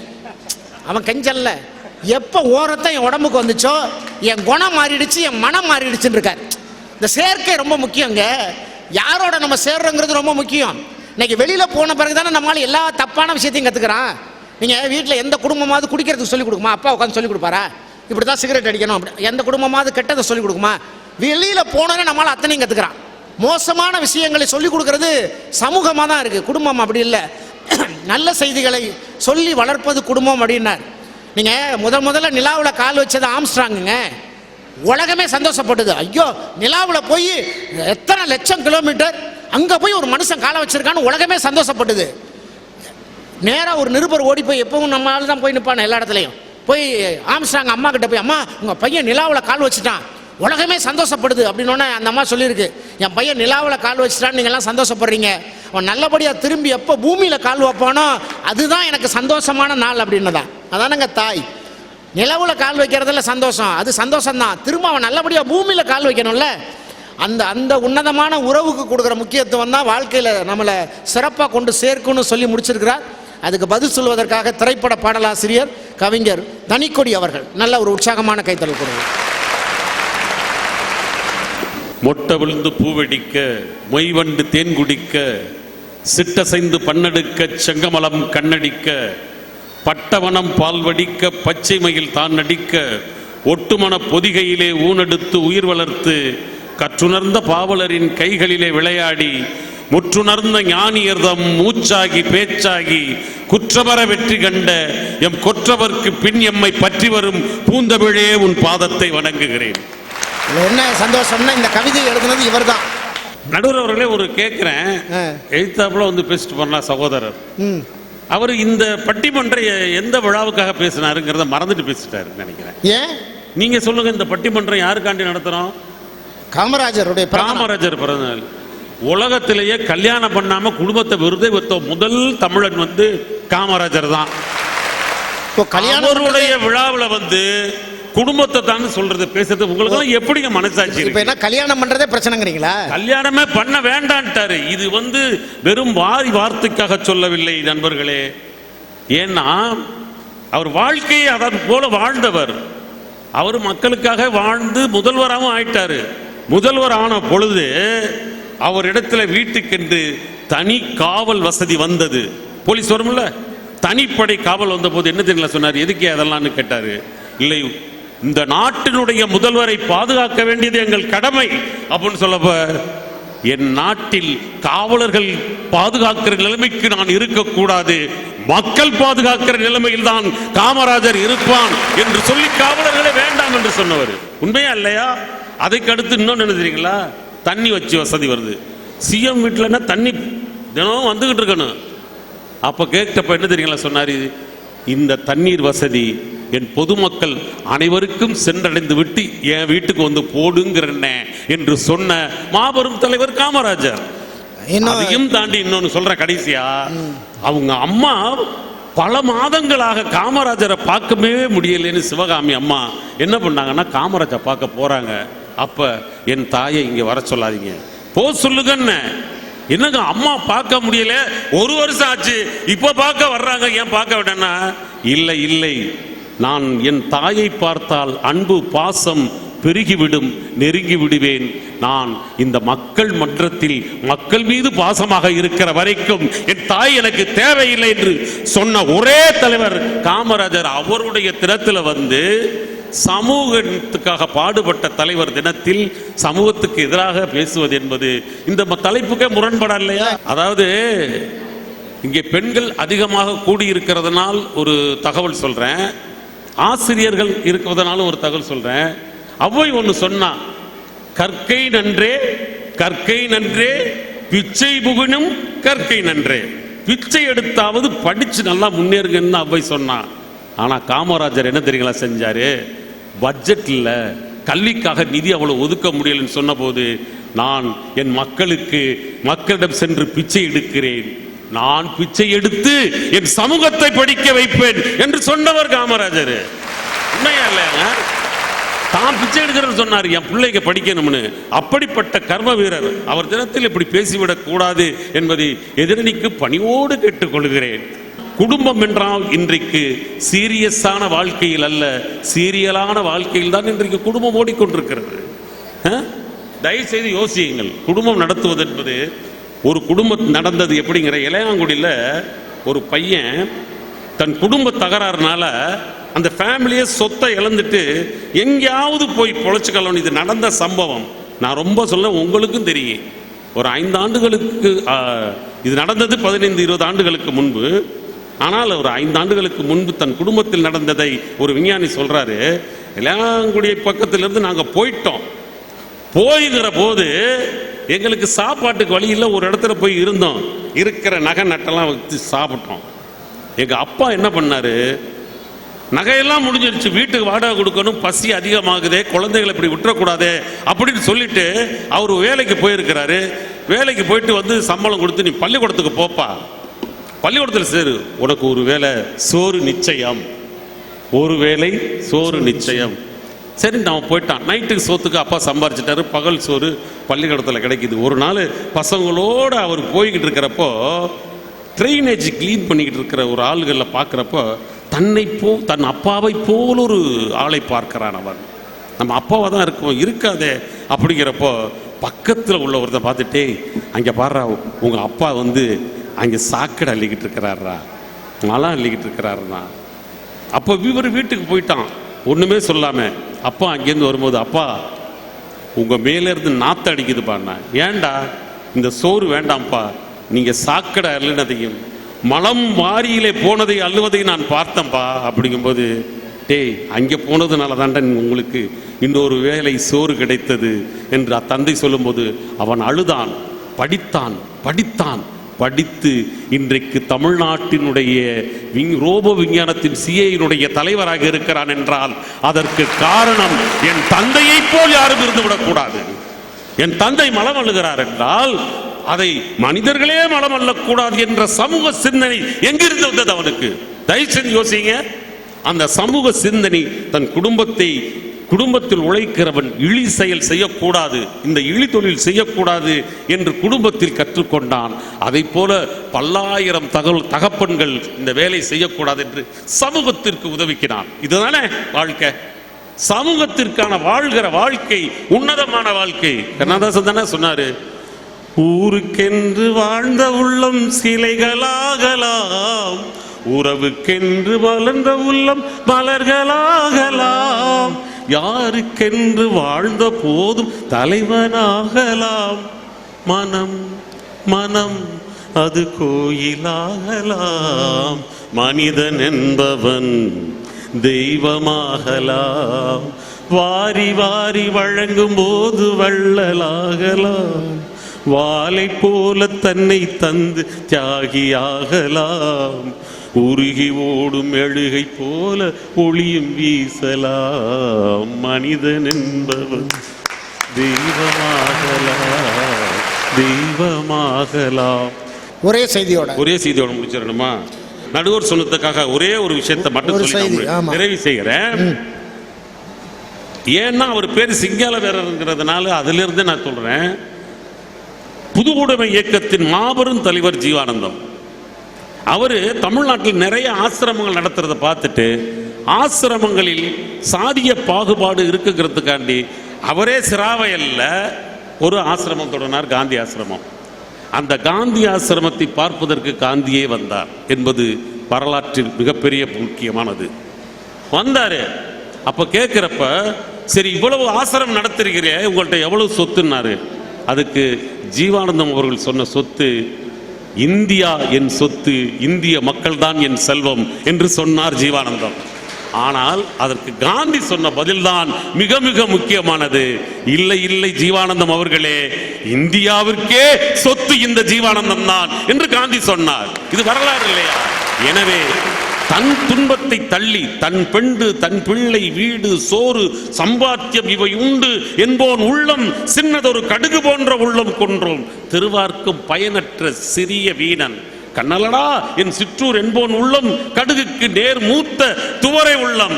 இப்படி மனித உள்ளங்களை பாகுபடுத்தி பாகுபடுத்தி கடுகில் இருந்து துவரையில் இருந்து மிளகில் இருந்து அவரையில் இருந்து உலகம் உன்னதமாக மாறுவதை பாரதிதாசன் இறுதியிலே சொல்லுகிற போது, பரந்த உள்ளம் எதுவோ அதுதான் உலகத்தை காக்கிற நல்ல உள்ளம், அதுதான் சமூகத்தை நேசிக்கிற தமிழ் உள்ளம், தமிழ் உள்ளம் என்று சொல்லுகிறார்.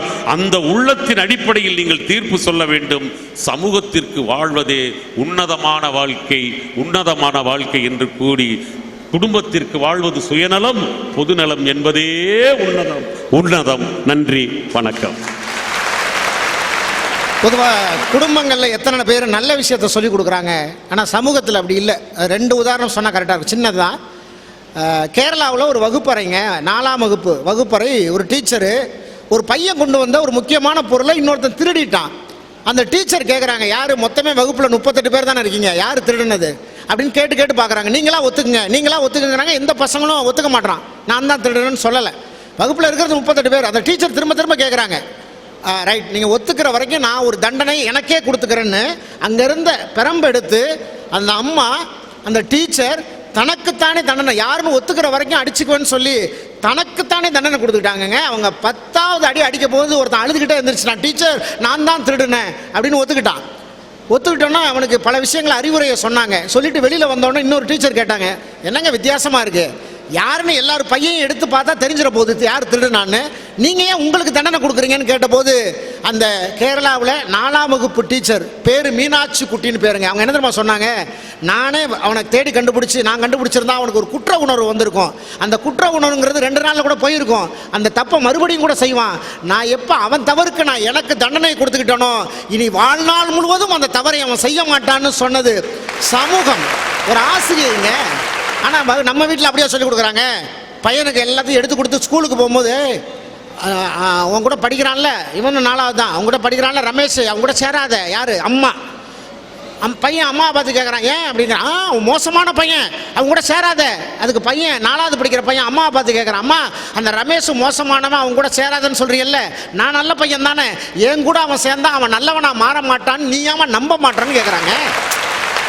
அவனோட சேர்ந்து நான் கெட்டு போவேன்னு சொல்கிறீல்ல, என்னோட சேர்ந்து அவன் திருந்த மாட்டானா நல்லவனா?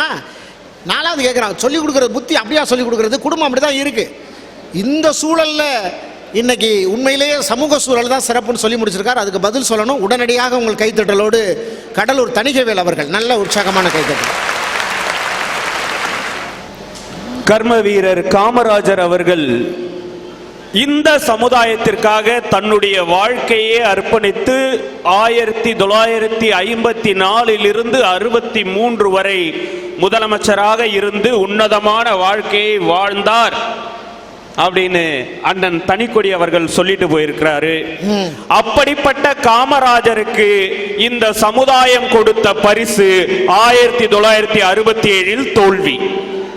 வெறும் 4 வருஷம் தேசிய அரசியலுக்காக சென்று மாநில அரசில் கவனம் செலுத்தாத இருந்த ஒரே காரணத்திற்காக 4 வருஷத்திலேயே அவர் 10 வருஷத்துக்கு செஞ்ச எல்லா நன்மையும் மறந்து விட்டது இந்த சமுதாயம்.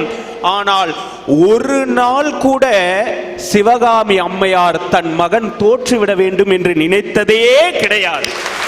அதுதான் குடும்பம். வரலாறு பேசணும் சார். குடும்பம் எவ்வளவு அழகான ஒரு விஷயம் தெரியுமா சார்? யோசிச்சு பாருங்க. நம்ம சின்ன சின்ன விஷயங்கள்லாம் யோசிச்சு பாருங்க சார். ஒரு ஸ்கூல்ல ஒரு ஆனுவல் டே நடக்குது. ஒரு ஆனுவல் டே நடக்கும்போது நேரம் ஒதுக்குதல் அப்படின்னு குடும்பத்துக்காக ஒன்று இருக்கு சார். குழந்தை எல்லா குழந்தைகளோட ஸ்டேஜில் ஆடிக்கிட்டே இருக்கும். தண்டனக்கான் டனுக்குனக்கான் டண்டனக்கான் டனுக்குனக்கா மியூசிக் ஓடிக்கிட்டே இருக்கும். அந்த குழந்தையுடைய முகத்தை நீங்க பார்த்துக்கிட்டே இருங்க. இப்படியே தான் சார் தலையாட்டிட்டு இருக்கும். 1000 பேர் அங்க வந்து உட்கார்ந்து இருந்தாலும் தான் அப்ப அந்த கூட்டத்துக்கு நடுவுல வந்து உட்கார்றத அந்த 1000 பேருக்கு நடுவுல அந்த குழந்தை பார்த்துருச்சுன்னு வச்சுங்க, அது வரைக்கும் உம்முன்னு ஆடிட்டு இருந்த அந்த குழந்தையோடைய தலை ஐ ஜாலின்னு சொல்லி அப்பா முகத்தை பார்த்த உடனே ஒரு சந்தோஷத்தோட உற்சாகத்தோட ஆடும். பார்த்தீங்களா? குடும்பத்திற்காக நேரம் ஒதுக்கி வாழ்கின்ற அந்த ஒரு தருணம் உன்னதமான வாழ்க்கை சார். எங்க ஊர்ல ஒருத்தன் இந்த கொரோனால இந்த கபசுர குடிநீர் காய்ச்சி காலையில 5 மணிக்கெல்லாம் எங்க ஊர்ல ஒருத்தன் கொரோனாவில் கரெக்டா போய் ஒரு 45 பேருக்கு மட்டும் கொடுத்துட்டு வருவாங்க. என்னடா அது குறிப்பிட்ட 45 பேர் கொடுக்குறான் ஊரை, என்னடா அது எல்லாருக்கும் கொடுக்கலாம்ல, ஒரு 100 பேர் 200 பேர் கொடுக்கலாம்ல, 45 பேருக்கு மட்டும் கொடுத்துட்டு வர்றாருன்னா அப்புறம் தான் விசாரிச்சு பார்த்தா தெரியுது இந்த 45 பேருக்கு கடன் கொடுத்துருக்கான். அவங்களுக்கு எதுவும் ஆயிடக்கூடாது. அப்படி ஒரு சுயநலம் நம்மளுக்கு.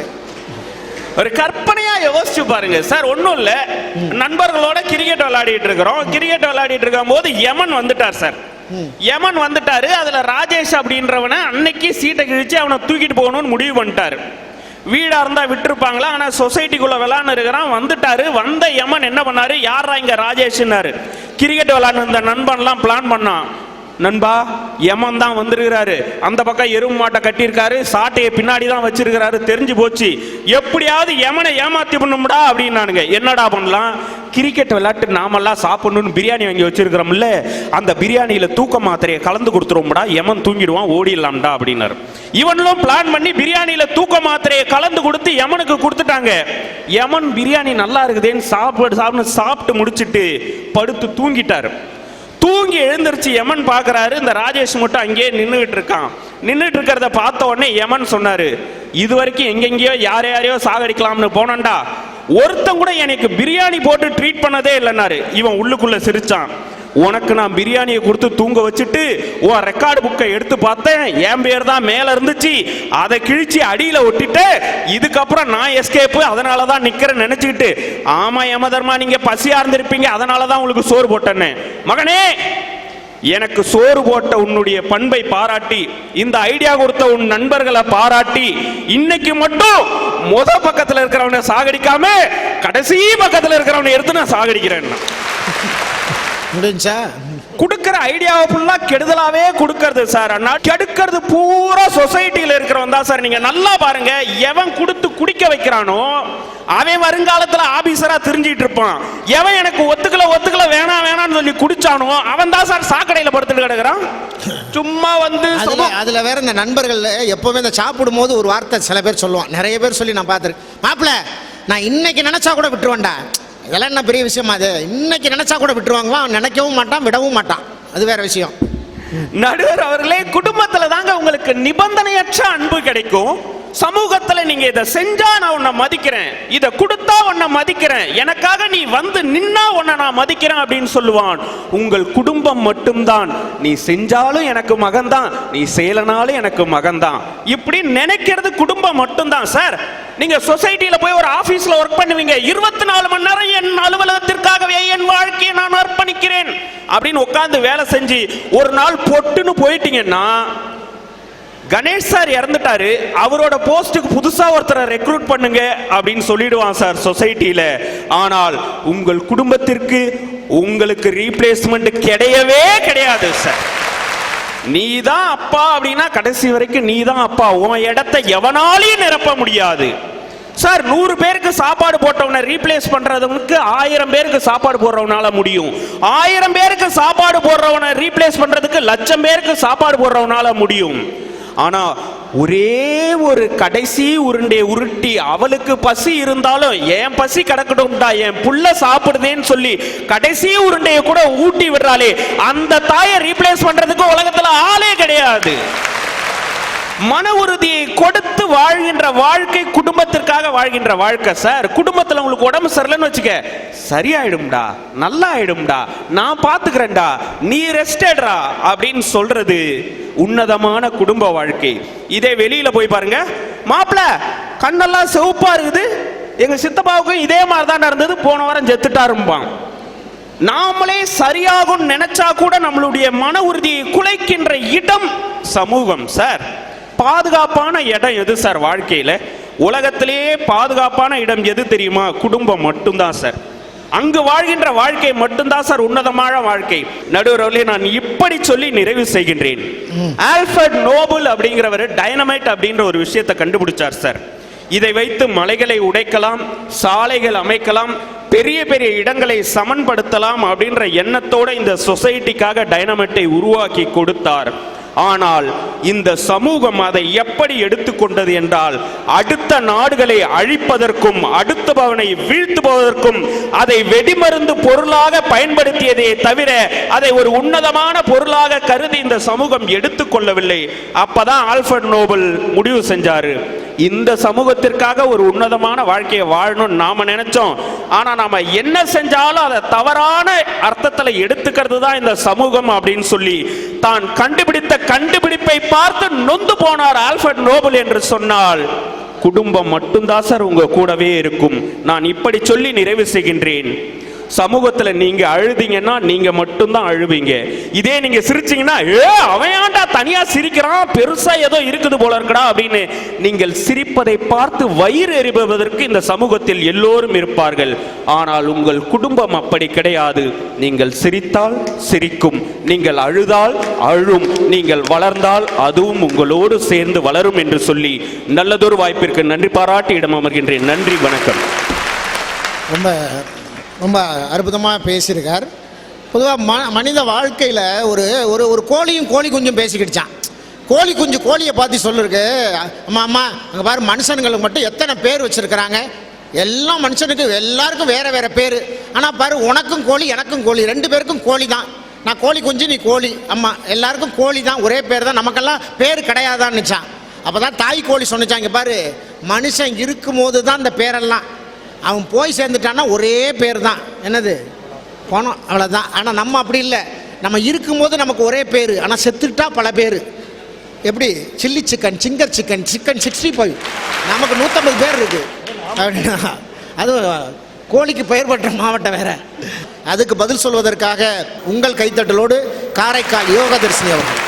உண்மையாகவே நல்ல ஒரு அற்புதமான ஒரு ஊர் நடுவர் அவர்களே. நீங்க சொன்ன மாதிரி ராசிபுரத்துக்கு நிறைய பெருமைகள் சொன்னீங்க. அதாவது ராசிபுரத்தினுடைய பெருமையை பத்தி 3 வரியில சொல்லணும்னு சொன்னாக்கா, காசால படியளந்தா கை 2 போதாதுன்னு, நெல்லால படியளந்தா நேரம் கொஞ்சம் ஆகும்னு வந்தவங்களுக்கு வயிறார சோறு போடக்கூடிய சொர்க்க பூமியில நின்று பேசுறோங்கிறதே வரம் இல்லையா? உலகெங்கும் இருக்கக்கூடிய அரண் மீடியா நேயர்களுக்கும் இந்த நேரத்தில் என்னுடைய நன்றி கலந்த ஒரு வணக்கங்களை தெரிவித்துக் கொண்டு, நல்ல அற்புதமான ஒரு தலைப்பை கொடுத்திருக்கீங்க சார். அதாவது எந்த வாழ்க்கை உன்னதமானது, சமுதாயத்திற்காக வாழ்வதா குடும்பத்திற்காக வாழ்வதா? அவ்வளவுதான். உண்மையாவே தணிகை பேசிட்டு போனதுல எனக்கு ஒரே ஒரு விஷயம் மட்டும் நான் உங்கள்கிட்ட சொல்லிக்கலாம்னு நினைக்கிறேன். ஒரே சின்ன ஒரு டைலாக் தான் எனக்கு ஞாபகம் வருது. இன்னும் எங்களை எல்லாம் பைத்தியக்காரனாவே நினைச்சிட்டு இருக்கீல. நான் என்ன கேட்கிறேன் சார், குடும்பங்கிற வார்த்தையை முதல்ல பிரிச்சு பாருங்களேன். குடு கூட்டல் இன்பம், அன்பை கொடுக்கணும், பண்பை கொடுக்கணும், பாசத்தை கொடுக்கணும். மறக்காம 1ஆம் தேதி ஆனா புருஷன்லாம் சம்பள கவரை கொண்டு வந்து பொண்டாட்டி கையில கொடுக்கணும். அப்பதான் அது குடும்பம் குடும்பமா இருக்கும். அப்பதான் ஹஸ்பண்டா இருப்பீங்க. இதுல குடும்பத்துல சந்தோஷம் இருக்கு, சந்தோஷம் பொங்குது. நான் என்ன கேட்கிறேன், கல்யாணம் பண்ண பண்ண புதுசுல இது எல்லாருமே அனுபவிச்சிருப்பீங்க. நான் சொல்றது சரியா இருந்தா கை தட்டினா போதும். கல்யாணம் பண்ண புதுசுல பாத்தீங்கன்னா ஒரு பஸ்ல இப்ப ராசிபுரத்துல இருந்து சேலத்துக்கு போறீங்க அப்படின்னா பஸ்ல சேர்ந்தாப்புல சீட்டு இல்லைன்னா ஏற மாட்டாங்க. சீட்டு சேர்ந்தாப்புல இல்ல, அடுத்த பஸ்ல போய்க்கலாம். 6 மாசம் ஆகட்டுமே, இந்த அங்க சீட்டு இருக்கு பாரு, அங்க உட்காரு, நான் இங்க உட்கார்றேன். 1 வருஷம் ஆகட்டும், நீ மொத பஸ்ல போ, நான் அடுத்த பஸ்ல வரேன். 3 வருஷம் 2 புள்ள குட்டி பெக்கட்டும், ஏன் நீ மட்டும் போனா பத்தாத கொப்பை வீட்டுக்கு நானும் கூடவே வரணும். இதுல வேற இன்னும் சொல்லியாது. அதாவது உண்மையாகவே நல்ல ஒரு அற்புதமான ஒரு நாளுக்காக தான் இந்த ஒரு பட்டிமன்றம் நடக்குது. காமராஜர் பத்தி ரொம்ப அருமையா சொன்னாங்க. ஏன் இன்னைக்கு நாங்க வந்து சமுதாயத்திற்காக வாழ்வதுதான் உன்னதமான வாழ்க்கைன்னு சொல்றோம்னு சொன்னாக்கா, காமராஜர் ஐயா பத்தி நிறைய சொன்னாலும் 2 வரியில் அவரை பத்தி சொல்லணும்னு சொன்னாக்கா, அரியாசனங்களுக்காக போட்டி போட்டுக் கொள்ளும் தலைவர்களுக்கு மத்தியில் ஏதும் அறியாத ஜனங்களுக்காகவே பாடுபட்ட ஒரே தன்னிகரற்ற தலைவர்னு சொன்னாக்கா அது கர்ம வீரர் காமராஜர் ஐயா இல்லையா? மக்களுக்காக வாழும் தலைவர்களுக்கு மத்தியில் மக்களோடு மக்களாகவே வாழ்ந்த ஒரு தலைவர்னு சொன்னாக்கா அது நம்மளுடைய தலைவர் இல்லையா? இன்னும் சரியா சொல்லணும்னா, பொதுவா எல்லாரும் என்ன சொல்லுவாங்க, யாம் பெற்ற இன்பம் இந்த வையகம் பெருக, எனக்கு கிடைச்ச சந்தோஷம் எல்லாருக்கும் கிடைக்கணும் தானே சொல்லுவாங்க. ஆனா கர்ம வீரர் மட்டும்தான் யாம் பெறாத இன்பத்தையும் இந்த வையகம் பெற வேண்டும். நான் படிக்கல ஆனா எல்லாரும் படிக்கணும்னு 14,000 பள்ளிக்கூடத்தை திறந்தாருங்க. உண்மையிலே சார், அது நம்ம நிகழ்ச்சியை முக்கியமா இன்னைக்கு எடுத்து நடத்துறவங்க பாருங்க, எல்லாமே ரோட்டரி கிளப்ல உள்ளவங்க தான் இருக்காங்க. அவங்கள பத்தி சொல்லணும்னா, தேவைக்காக நீளும் கரங்களை விட சேவைக்காக நீளும் கரங்களே இது உன்னதமானதுன்னு சொல்லணுமா இல்லையா? அப்ப அவங்க எல்லாம் தன்னுடைய குடும்பம் வளர்ச்சிக்காக அவங்க அந்த அளவுக்கு பாடுபட்டு இருக்காங்க. சமுதாயத்தில் இருக்கக்கூடிய கஷ்டப்படுறவங்க அவங்களுடைய கஷ்டத்தை நீக்கிறதுக்காக தான் ஒவ்வொரு ரொட்டேரியன்ஸும் இன்னைக்கு பாடுபட்டு இருக்காங்கன்னு சொன்னாக்கா, அந்த சமுதாயத்திற்காக வாழக்கூடிய வாழ்க்கை தானே இன்னைக்கு சந்தோஷமான ஒரு வாழ்க்கை. அதை விட்டுட்டு குடும்பத்துல சந்தோஷம் சார். நல்ல ஒரு விஷயம் மட்டும் புரிஞ்சுக்கோங்க, கோபமா இருக்கிற பொண்டாட்டிய கூல் பண்றதும் ஸ்கேலே இல்லாம கோடு போடுறது ஒண்ணு. நீங்க ஒரு பக்கம் இழுத்தீங்கன்னா அது ஒரு பக்கம் இழுத்துக்கிட்டு போய்கிட்டு இருக்கும். நான் என்ன கேட்கிறேன்னா, வீட்டுல சந்தோஷம் சொல்றீங்களா? நல்லா யோசிச்சு பாருங்க. ஒரு வேலைக்காக ஆபீஸ்ல உள்ள எவன்டையோ மணிக்கணக்கா பேசுறீங்கல்ல, வீட்டுல உள்ள பொண்டாட்டி கிட்ட ஒரு 10 நிமிஷத்துக்கு மேல போன் பேசுறேன்னு சொல்ற ஒரு புருஷன் இந்த இடத்துல கையை தூக்குங்க, அந்த குடும்பத்துக்கான வாழ்க்கை சந்தோஷமா இருக்குன்னு நான் சொல்றேன். 10 நிமிஷம் இல்லாம 2 நிமிஷமே கஷ்டமா கிடையாது. இதுல குடும்பத்துல அப்படியே அவங்க ஜிங்கு ஜிங்குன்னு ஆடுறாங்களா, அப்பா பார்த்து புள்ள ஜிங்கு ஜிங்குன்னு ஆடுதான். அதெல்லாம் 1960. இன்னைக்கெல்லாம் அப்பா பார்த்தாக்கா ஓடுறான். அவன்லாம் காசு கொடுத்தாதான் அவன் டேடி, காசே கொடுக்கானா அந்த போறப்பாரு கேடி கேடின்னு சொல்லிட்டு போயிட்டு இருப்பான் பசங்க. இதுல குடும்பத்துல சந்தோஷம் வாழுதான். சார், நான் என்ன கேட்கிறேன்னா, வீட்டுல காட்ட வேண்டிய அன்பையும் பொறுமையையும் கொண்டு போய் ஆபீஸ்ல காட்டுறீங்க, ஆபீஸ்ல காட்ட வேண்டிய வெறுப்பை கொண்டு வந்து வீட்டுல காட்டுறீங்கன்னு சொன்னா அந்த வீடு சந்தோஷமா இருக்கும். நாங்க எப்படிங்க ஒத்துப்போம்? நல்ல கல்யாணத்தப்ப பாருங்க, காலேஜ் படிக்கிறப்ப பேக் தூக்குறதுக்கே அசிங்கப்படுற பையனை கல்யாணம் பண்ண வச்சு அவனை கட்ட போய் தூக்க விடுறீங்க. அவனுக்கு அந்த வாழ்க்கை சந்தோஷத்தை கொடுக்குமா? உண்மையான ஒரு விஷயம் என்னன்னா, 20 வயசு வரைக்கும் தான் வேலைக்கு சோறு. 20 வயசு ஆயிடுச்சு அப்படின்னா வேலைக்கு போனாதான் சோறு. அதுக்கு மேல ஒரு வாய் சோறு அந்த வீட்டுல உட்காந்து சாப்பிட முடியுமா? தெண்ட சோறு தின்னுகிட்டு இருக்க. உன் கூட படிச்சதான் பாரு உருட்டுருச்சு, உன் கூட படிச்சதான் பாரு வெளிநாடு போயிருச்சு, நீ இன்னும் அப்படியே ஊரையே சுத்திக்கிட்டு திரியிற இந்த குடும்பம் உங்களுக்கு அப்படியே சந்தோஷத்தை கொடுக்குது உங்களுக்கு. சார், சமுதாயத்துக்கும் குடும்பத்துக்கும் என்ன தெரியுமா சார் வித்தியாசம்? உண்மையாவே சொல்ல போனா, குடும்பம் ஒரு மனிதனை பயன்படுத்திக் கொள்ளும், சமூகம் தான் ஒரு மனிதனை பண்படுத்தும். குடும்பம் நம்மை வாழ வைக்கும், சமுதாயம் தான் நம்மை வளர வைக்கும்னு சொன்னாக்கா, ஒரு இப்ப பாத்தீங்கன்னா நிறைய இடத்துல பொண்ணு பார்க்க போறீங்கல்ல, பொண்ணு பார்க்க போறப்ப முக்கியமா ஒரு விஷயம் மட்டும் நீங்க எல்லாம் தெரிஞ்சுக்கங்க. உங்க பொண்ணை பத்தின எதிர்காலத்தை நிர்ணயிக்கணும் அப்படின்னாக்கா, அந்த பொண்ணை சொந்தமா முடிவெடுக்க விடுங்க, சொந்தக்காரங்களை வச்சு முடிவெடுக்க விடாதீங்க. பொண்ணுக்கு பிடிச்சிருக்கான்னு பார்த்து கல்யாணம் பண்ணுங்க, பொண்ணு பிடிச்சிருக்கான்னு பார்த்து கல்யாணம் பண்ணாதீங்க. அப்படி இருந்தா மட்டும்தான் அந்த பிள்ளையோட வாழ்க்கை நல்லா இருக்கும். ஏன்னு சொன்னாக்கா, இன்னைக்கு பல பெண்கள் பாத்தீங்கன்னு சொன்னாக்கா விதியேன்ற ஒரு வாழ்க்கையை தான் வாழ்ந்துகிட்டு இருக்காங்க ஒவ்வொரு குடும்பத்திலையும் சொன்னாக்கா, அந்த குடும்பத்துல சந்தோஷம் இருக்கு நாங்க எப்படிங்க சொல்ல முடியும்? அதாவது உண்மையாகவே சொல்லணும்னு சொன்னாக்கா, அதாவது தன்னை பற்றி சிந்திப்பவர்களை இந்த உலகம் என்னைக்குமே ஞாபகத்துக்கு வச்சுக்காது. பிறருக்காக யார் வாழ்றாங்களோ அவங்க தான் இந்த உலக கூட ஞாபகத்துல வச்சுக்கோன்னு சொன்னாக்கா, நம்ம சொந்தக்காரங்களும் எப்படி தெரியுமா? நம்ம சொந்தக்காரவங்க நாம இருக்கும் போது நம்ம கிட்ட சிரிச்சு பேசுவாங்க, நாம அங்கிட்டு போயிட்டோம்னா நம்மளை பத்தி சிரிச்சு பேசிக்கிட்டு இருப்பாங்க. இன்னும் சிம்பிளா சொல்லணும்னா, அமெரிக்காக்காரன் புதுசா ஏதாவது கண்டுபிடிக்கிறேன்னா செத்து போயிருவான். ஜப்பான்கார தன்னை பத்தி ஏதாவது பெருமையா பேசலைன்னா செத்து போயிருவான். நம்ம சொந்தக்காரனா நம்ம நல்லா இருந்தாலே செத்து போயிருவாங்க. இந்த குடும்பத்துல உங்களுக்கு சந்தோஷம் அப்படி கிளு கிளுன்னு உங்களுக்கு வந்து ஆடிக்கிட்டு இருக்கு, நாங்க அதை வந்து நம்பணுமாங்க? அதாவது இப்படி சொல்லி நான் நிறைவு செய்யறேன் சார். திருச்சி கோவிலுக்கு எல்லாருமே, திருச்சி ஸ்ரீரங்கம் கோவிலுக்கு எல்லாருமே போயிருக்கீங்களா? எல்லாருமே போயிருப்போம். ஸ்ரீரங்கம் கோவிலை சுத்தி மொத்தம் 21 கோபுரங்கள் இருக்கும். அந்த 21 கோபுரங்கள்ல ஒரே ஒரு அந்த கிழக்கு ராஜகோபுரம் மட்டும் பாத்தீங்கன்னா வெள்ளை நிறமா இருக்கும். மற்ற எல்லா கோபுரங்களுமே பாத்தீங்கன்னா வண்ணங்களால தீட்டப்பட்டிருக்கும். அந்த ஒரு கோபுரம் மட்டும் பாத்தீங்கன்னு சொன்னா வெள்ளை நிறமா இருக்கும். கவனிச்சிருக்கீங்களா? அதுக்கு பின்னாடி உண்மையாகவே சொன்னா ஒரு பெரிய ஹிஸ்டரி இருக்குங்க.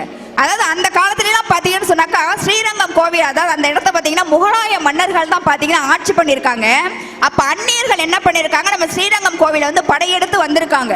இந்த கோவில்ல நிறைய விலையுயர்ந்த பொருட்கள் இருக்கு, ஆபரணங்கள் இருக்குன்னு சொல்லிட்டு அதெல்லாம் சூறையாடுறதுக்காக வந்திருக்காங்க.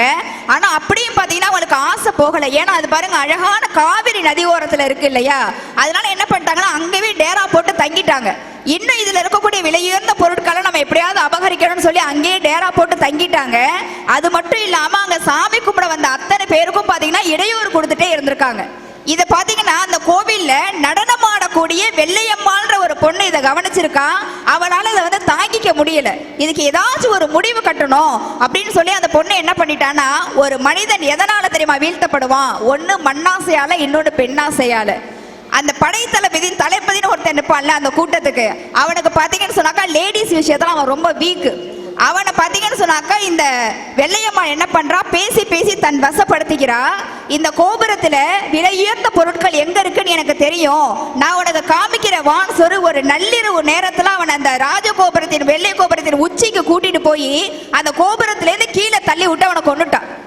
தலை செதறி அவன் இறந்துட்டான். ஆனா அந்த பொண்ணு அந்த நேரத்துல ஒரு விஷயம் சிந்திக்கிறா, நாம எப்படி கீழே போனோம் அப்படின்னாக்கா இவனுடைய போர் வீரர்கள் எல்லாம் நம்மளை கொண்டுருவாங்க, நம்மளுடைய உயிர் இன்னொரு அந்நியனுடைய கையால நம்மளுடைய உயிர் போக கூடாதுன்னு சொல்லி அதே வெள்ளை கோபுரத்திலிருந்து அந்த வெள்ளையம்மாளும் பாத்தீங்கன்னா கீழே குதிச்சு தன்னுடைய உயிரை நீத்தாள்னு சொன்னாக்கா அவளுடைய தியாகத்தை போற்றி தான் இன்னைக்கு வரைக்கும் அந்த கோபுரம் பாத்தீங்கன்னா வெள்ளை நிறமாவே காட்சியளிக்குதுன்னு சொன்னாக்கா. நம்மளுடைய சமுதாயத்திற்காகவும் நம்முடைய பண்பாட்டிற்காகவும் ஒரு பெண் அன்னைக்கு உயிரை விட்டுருக்கான்னு சொன்னாக்கா அந்த வாழ்க்கை தானங்க சந்தோஷமான வாழ்க்கை. ஆக எந்த விதத்தில் பார்த்தாலும் இன்னைக்கு குடும்பத்திற்காக வாழக்கூடிய வாழ்க்கையை விட சமுதாயத்திற்காக வாழக்கூடிய வாழ்க்கை தான் என்றைக்குமே உன்னதமான வாழ்க்கை என்று கூறி நல்லதொரு வாய்ப்புக்கு நன்றி பாட்டி நமக்கு நன்றி, வணக்கம். ஒரு நல்ல நாளுக்கான ஒரு நிகழ்ச்சி இது. ஏன்னா கரும வீரர் பிறந்த நாளுக்காக அது ஒரு ராசிபுரம். இதில் எங்களுக்கு எவ்வளோ சந்தோஷமோ அதை விட ஒரு கூடுதல் சந்தோஷத்தை பதிவு பண்ணிவிட்டு உடனடியாக அவங்களை அழைக்கிறேன். தலைவனுக்கான சிறப்பு என்ன தெரியுங்களா? இவர் கஷ்டப்படும் போது 100 ரூபா பணம் கொடுக்குறதல்ல, இவர் கஷ்டப்படும் போது இவருக்கு நான் சைக்கிள் வாங்கி கொடுக்குறதல்ல, பணம் கொடுக்குறதல்ல, நம்மளை நம்ப வைக்கணுங்க. உன்னால் முடியும்னு நம்மளை நம்ப வைக்கணும். டாக்டர் கலாம் அதை தான் செஞ்சார். ஒரு மாணவன் இளைஞனை உன்னால் முடியும்னு நம்ப வச்சார் பார்த்தீங்களா? அதுதான் அவருடைய வெற்றி. அதனால தான் நம்ம இன்றைக்கி அவரை கொண்டாடுறோம். அவர் தேசத்துக்காக உழைத்த உழைப்பு தான் உன்னதமானது அப்படின்னு அழகாக பதிவு பண்ணியிருக்காங்க. நிறைவாக இந்த அணியினுடைய நிறைவு பேச்சாளர் உங்கள் கைத்தட்டலோடு சேலம் ஐஸ்வர்யா அவர்கள் நல்ல உற்சாகமாக. கல்வி என்பது ஏழைகளுக்கு செல்வம், கல்வி என்பது ஏழைகளுக்கு செல்வம், பணக்காரர்களுக்கு வெறும் அணிகலன். வீட்டுக்கு விளக்கு, நாட்டுக்கு நன்மைன்னு சொல்லுவாங்க. ஆனால் கல்வி என்பதுதான் அடுத்த தலைமுறையினருக்கான பாதுகாப்பு என்று சொன்னால் அந்த கல்வி வளர்ச்சி தினம், இந்த தினத்தில் ஒரு சிறப்பு நிகழ்ச்சி நடப்பதே நமக்கு எல்லாம் பெருமை நடுவர்களே. அதுவும் காமராஜர் அவர்களுடைய அந்த பிறந்த தினத்துல இப்படி ஒரு பட்டிமன்றம் நடக்குது. ஒரு மனிதன் தன்னை தாழ்வாக எப்ப நினைப்பான்? அவங்கள விட நம்ம ரொம்ப கருப்பா இருக்கோம்ல அப்படின்னு நினைக்கும் போது தன்னை தாழ்த்திக்குவான். அவனை விட நம்ம ஒண்ணுமே படிக்கலையேன்னு நினைக்கும் போது தன்னை தாழ்த்திக்குவான். அவங்கிட்ட இருக்க பணம் நம்ம கையில இல்லையே நினைக்கும் போது தன்னை ஒரு மனிதன் தாழ்த்திப்பான். அப்ப ஒரு மனிதன் தன்னை தாழ்வாக கருதும் நிறம், கல்வி, செல்வம், இது மூன்றும் இல்லாமல் கூட வெற்றி அடைய முடியும் என்று வாழ்ந்து காட்டியவர் கர்ம வீரர் காமராஜர் அவர்கள். அவர் சொல்றதுல எனக்கு ஒரு விஷயம் ரொம்ப பிடிக்குங்க. சட்டத்துக்காக மனுஷன் இல்லையா, மனுஷனுக்காக தான் சட்டம் பாருங்க. எங்க சீன யுத்தம் முடிந்த பிறகு ராணுவ ஆயுதங்கள் நமக்கு தேவைப்படுதுங்க. அமெரிக்கால இருக்கிற பேங்க் கேரண்டி கொடுத்தாதான் நமக்கு ராணுவ ஆயுதங்களை அனுப்ப முடியும். ஆனா அவங்க நமக்கு கேரண்டி கொடுக்க முடியாதுன்னு சொல்லிட்டாங்க. இத நேரு காமராசர் அவர்களிடம் பகிர்ந்த போது காமராசர் ஐயா அவருடைய பாஷையிலேயே கேக்குறாராம், அந்த அமெரிக்காக்காரனோட கடை ஏதாவது நம்ம ஊர்ல இருக்கா ஐயா? கடையா ஐயா? அப்படின்னா அதான் ஐயா அவன் நடத்தக்கூடிய நிறுவனம் ஏதாவது இருக்கா? இருக்குயா. என்ன இருக்கு? அமெரிக்கன் எக்ஸ்பிரஸ் பேங்க் இருக்குயா. அதை இழுத்து மூடு ஐயா. அதை மூடிட்டா பெரிய உலக அளவுல பிரச்சனை வந்துருமே. வரட்டும்ங்கிறேன். நமக்கு ராணுவ ஆயுதங்களை கொடுக்காதவனோட கடை நம்ம ஊர்ல எதுக்கு இருக்கணுங்கிறேன் அப்படின்னாராங்க. அந்த அமெரிக்க பேங்க் இருக்கக்கூடாதுன்னு ரெசல்யூஷன் எடுத்த அடுத்த 24 மணி நேரத்திலேயே அமெரிக்கா கேரண்டி கொடுத்துருச்சு, ராணுவ ஆயுதம் வந்துருச்சுங்க. ரசிகமணி அவர்கள் தான் சொல்லுவாராம், படிக்காததுனாலதான் அவன் அறிவாளியாவே இருக்காம பாருங்க. நீங்க யோசிச்சு பாருங்களேன். நடுவுல ஒரு சின்ன பஞ்ச் டைலாக் சொல்லவா? வாழ்க்கைங்கிறது புயல் நிறைந்த கடல் மாதிரிங்க. புயல் நிறைந்த கடல். அதுல குடும்பம் தான் ஒரு மனுஷனுக்கான லைஃப் ஜாக்கெட்டே. அந்த குடும்பம் இல்லைன்னா நம்மளால ஒன்றும் பண்ண முடியாதுங்க. நீங்க யோசிச்சு பாருங்க. நீங்க சொல்றாங்க எங்க குடும்பம் இருக்க எல்லாம் தனி குடும்பமா மாறிடுச்சுங்கிறாங்க. இந்த தலைமுறை தான் தனி குடுத்தனத்தை கொண்டு வந்தோம்னு நினைக்க கூடாதுங்க. ஏன் தெரியுமா? ஐங்குறு நூறுல சொல்லுவாங்க, மறியடை படுத்த மாண்பினை போல்னு சொல்லுவாங்க. என்ன அர்த்தம் தெரியுமா? அப்பாவையும் அம்மாவையும் வைத்து குழந்தையை நடுநிலைமையாக வைத்து வாழ்ந்த காலம் சங்க இலக்கிய காலத்திலேயே இருந்திருக்குங்க. என்னைய பொறுத்த வரைக்கும் ஒரு மனிதன் தனியா இருப்பது தான் தவறே தவிர தனி குடுத்தனமா இருப்பது தவறே இல்லைங்க. இந்த சமுதாயத்துல நடக்கக்கூடிய தப்புக்கெல்லாம் தவறுக்கெல்லாம் தனிமைதான் காரணம்னு சொன்னா அந்த தனிமையை போக்குவதே நம்மளுடைய குடும்பம் தானே நடுவர்களே. அந்த குடும்பத்துல வாழும்போதே ஒருத்தர் தன்னை உன்னதமாக்கிக்குவானா இல்லையா? நீங்க ஒரு மனிதனை எது நெறிப்படுத்தும் நினைக்கிறீங்க? ஒரு மனிதனை எது மேன்மைப்படுத்தும் நினைக்கிறீங்க? ஒரு மனிதனை எது உன்னதப்படுத்தும் நினைக்கிறீங்க? குடும்பம். எப்படி தெரியுமா? தெரிஞ்சு செய்தா அது தப்பு, தெரியாம செஞ்சா அதுக்கு பேரு தவறுன்னு சொல்லுவாங்க. தெரியாம செய்யக்கூடிய தவறுகளை திருத்துவதற்கும் தெரிந்து செய்யும் தப்புகளை தண்டிப்பதற்கும் நம் அலட்சியங்களை எச்சரிப்பதற்கும் நம்மை ஆபத்துகளில் இருந்து மீட்பதற்கும் அவ்வளவு ஏங்க. எந்த பிரச்சனையா இருந்தாலும் சரி கவலைப்படாதன்னு சொல்வதற்கும் ஒவ்வொரு மனிதனுக்கும் குடும்பமும் உறவும் ரொம்ப முக்கியம். நீங்க கருவறையில் இருக்கின்ற தெய்வத்துக்கு நிகரா தாயையும் தாய்மையையும் கொண்டாடுகிற குலம் நம்மளுடைய மனித இனங்க. நீங்க ஒவ்வொரு மனிதனும் குடும்பத்தில் இருக்கிற தாயையும் தந்தையும் போற்றி வளர்த்தா எதுக்குங்க சமுதாயத்துல முதியோர் இல்லம் தேவைப்பட போகுது? எதுக்கு சமுதாயத்துல முதியோர் இல்லம் தேவைப்பட போகுது சொல்லுங்க. எங்க எப்பேற்பட்ட குணம் கொண்ட மனிதனுக்கும் உணர்ச்சி பூர்வமான ஆதரவும் நிபந்தனையற்ற அன்பும் அரவணைப்பும் தேவைங்க. உண்மையா இல்லையா? எப்பேற்பட்ட தைரியசாலிக்கும் ஒரு ஆள் தேவைங்க. இளம்பிறை அப்படிங்கிற கவிஞர் அருமையா கவிதை எழுதினாங்க. எப்படி தெரியுமா? நல்ல வேலை ஓடி ஒளிந்து கொள்ள எனக்கு ஒரு வீடு இருக்கிறதுன்னு எழுதினாங்க. அந்த வீடு தான் என்ன நினைச்சிட்டு இருக்கீங்க? 4 செவரும் ஒரு கேட்டும் நினைச்சிட்டு இருக்கீங்களா? கிடையாதுங்க. நம்ம தேடக்கூடிய பாதுகாப்பு என்ற வீடு நம்ம அம்மாவின் சேலை நடுவர்களே. யோசிச்சு பாருங்க. ஒரு குடும்பத்துல கஷ்டம் வருது, குடும்பம்னாலே கஷ்டம் வருதுன்னு சொல்லிட்டு போனாங்க.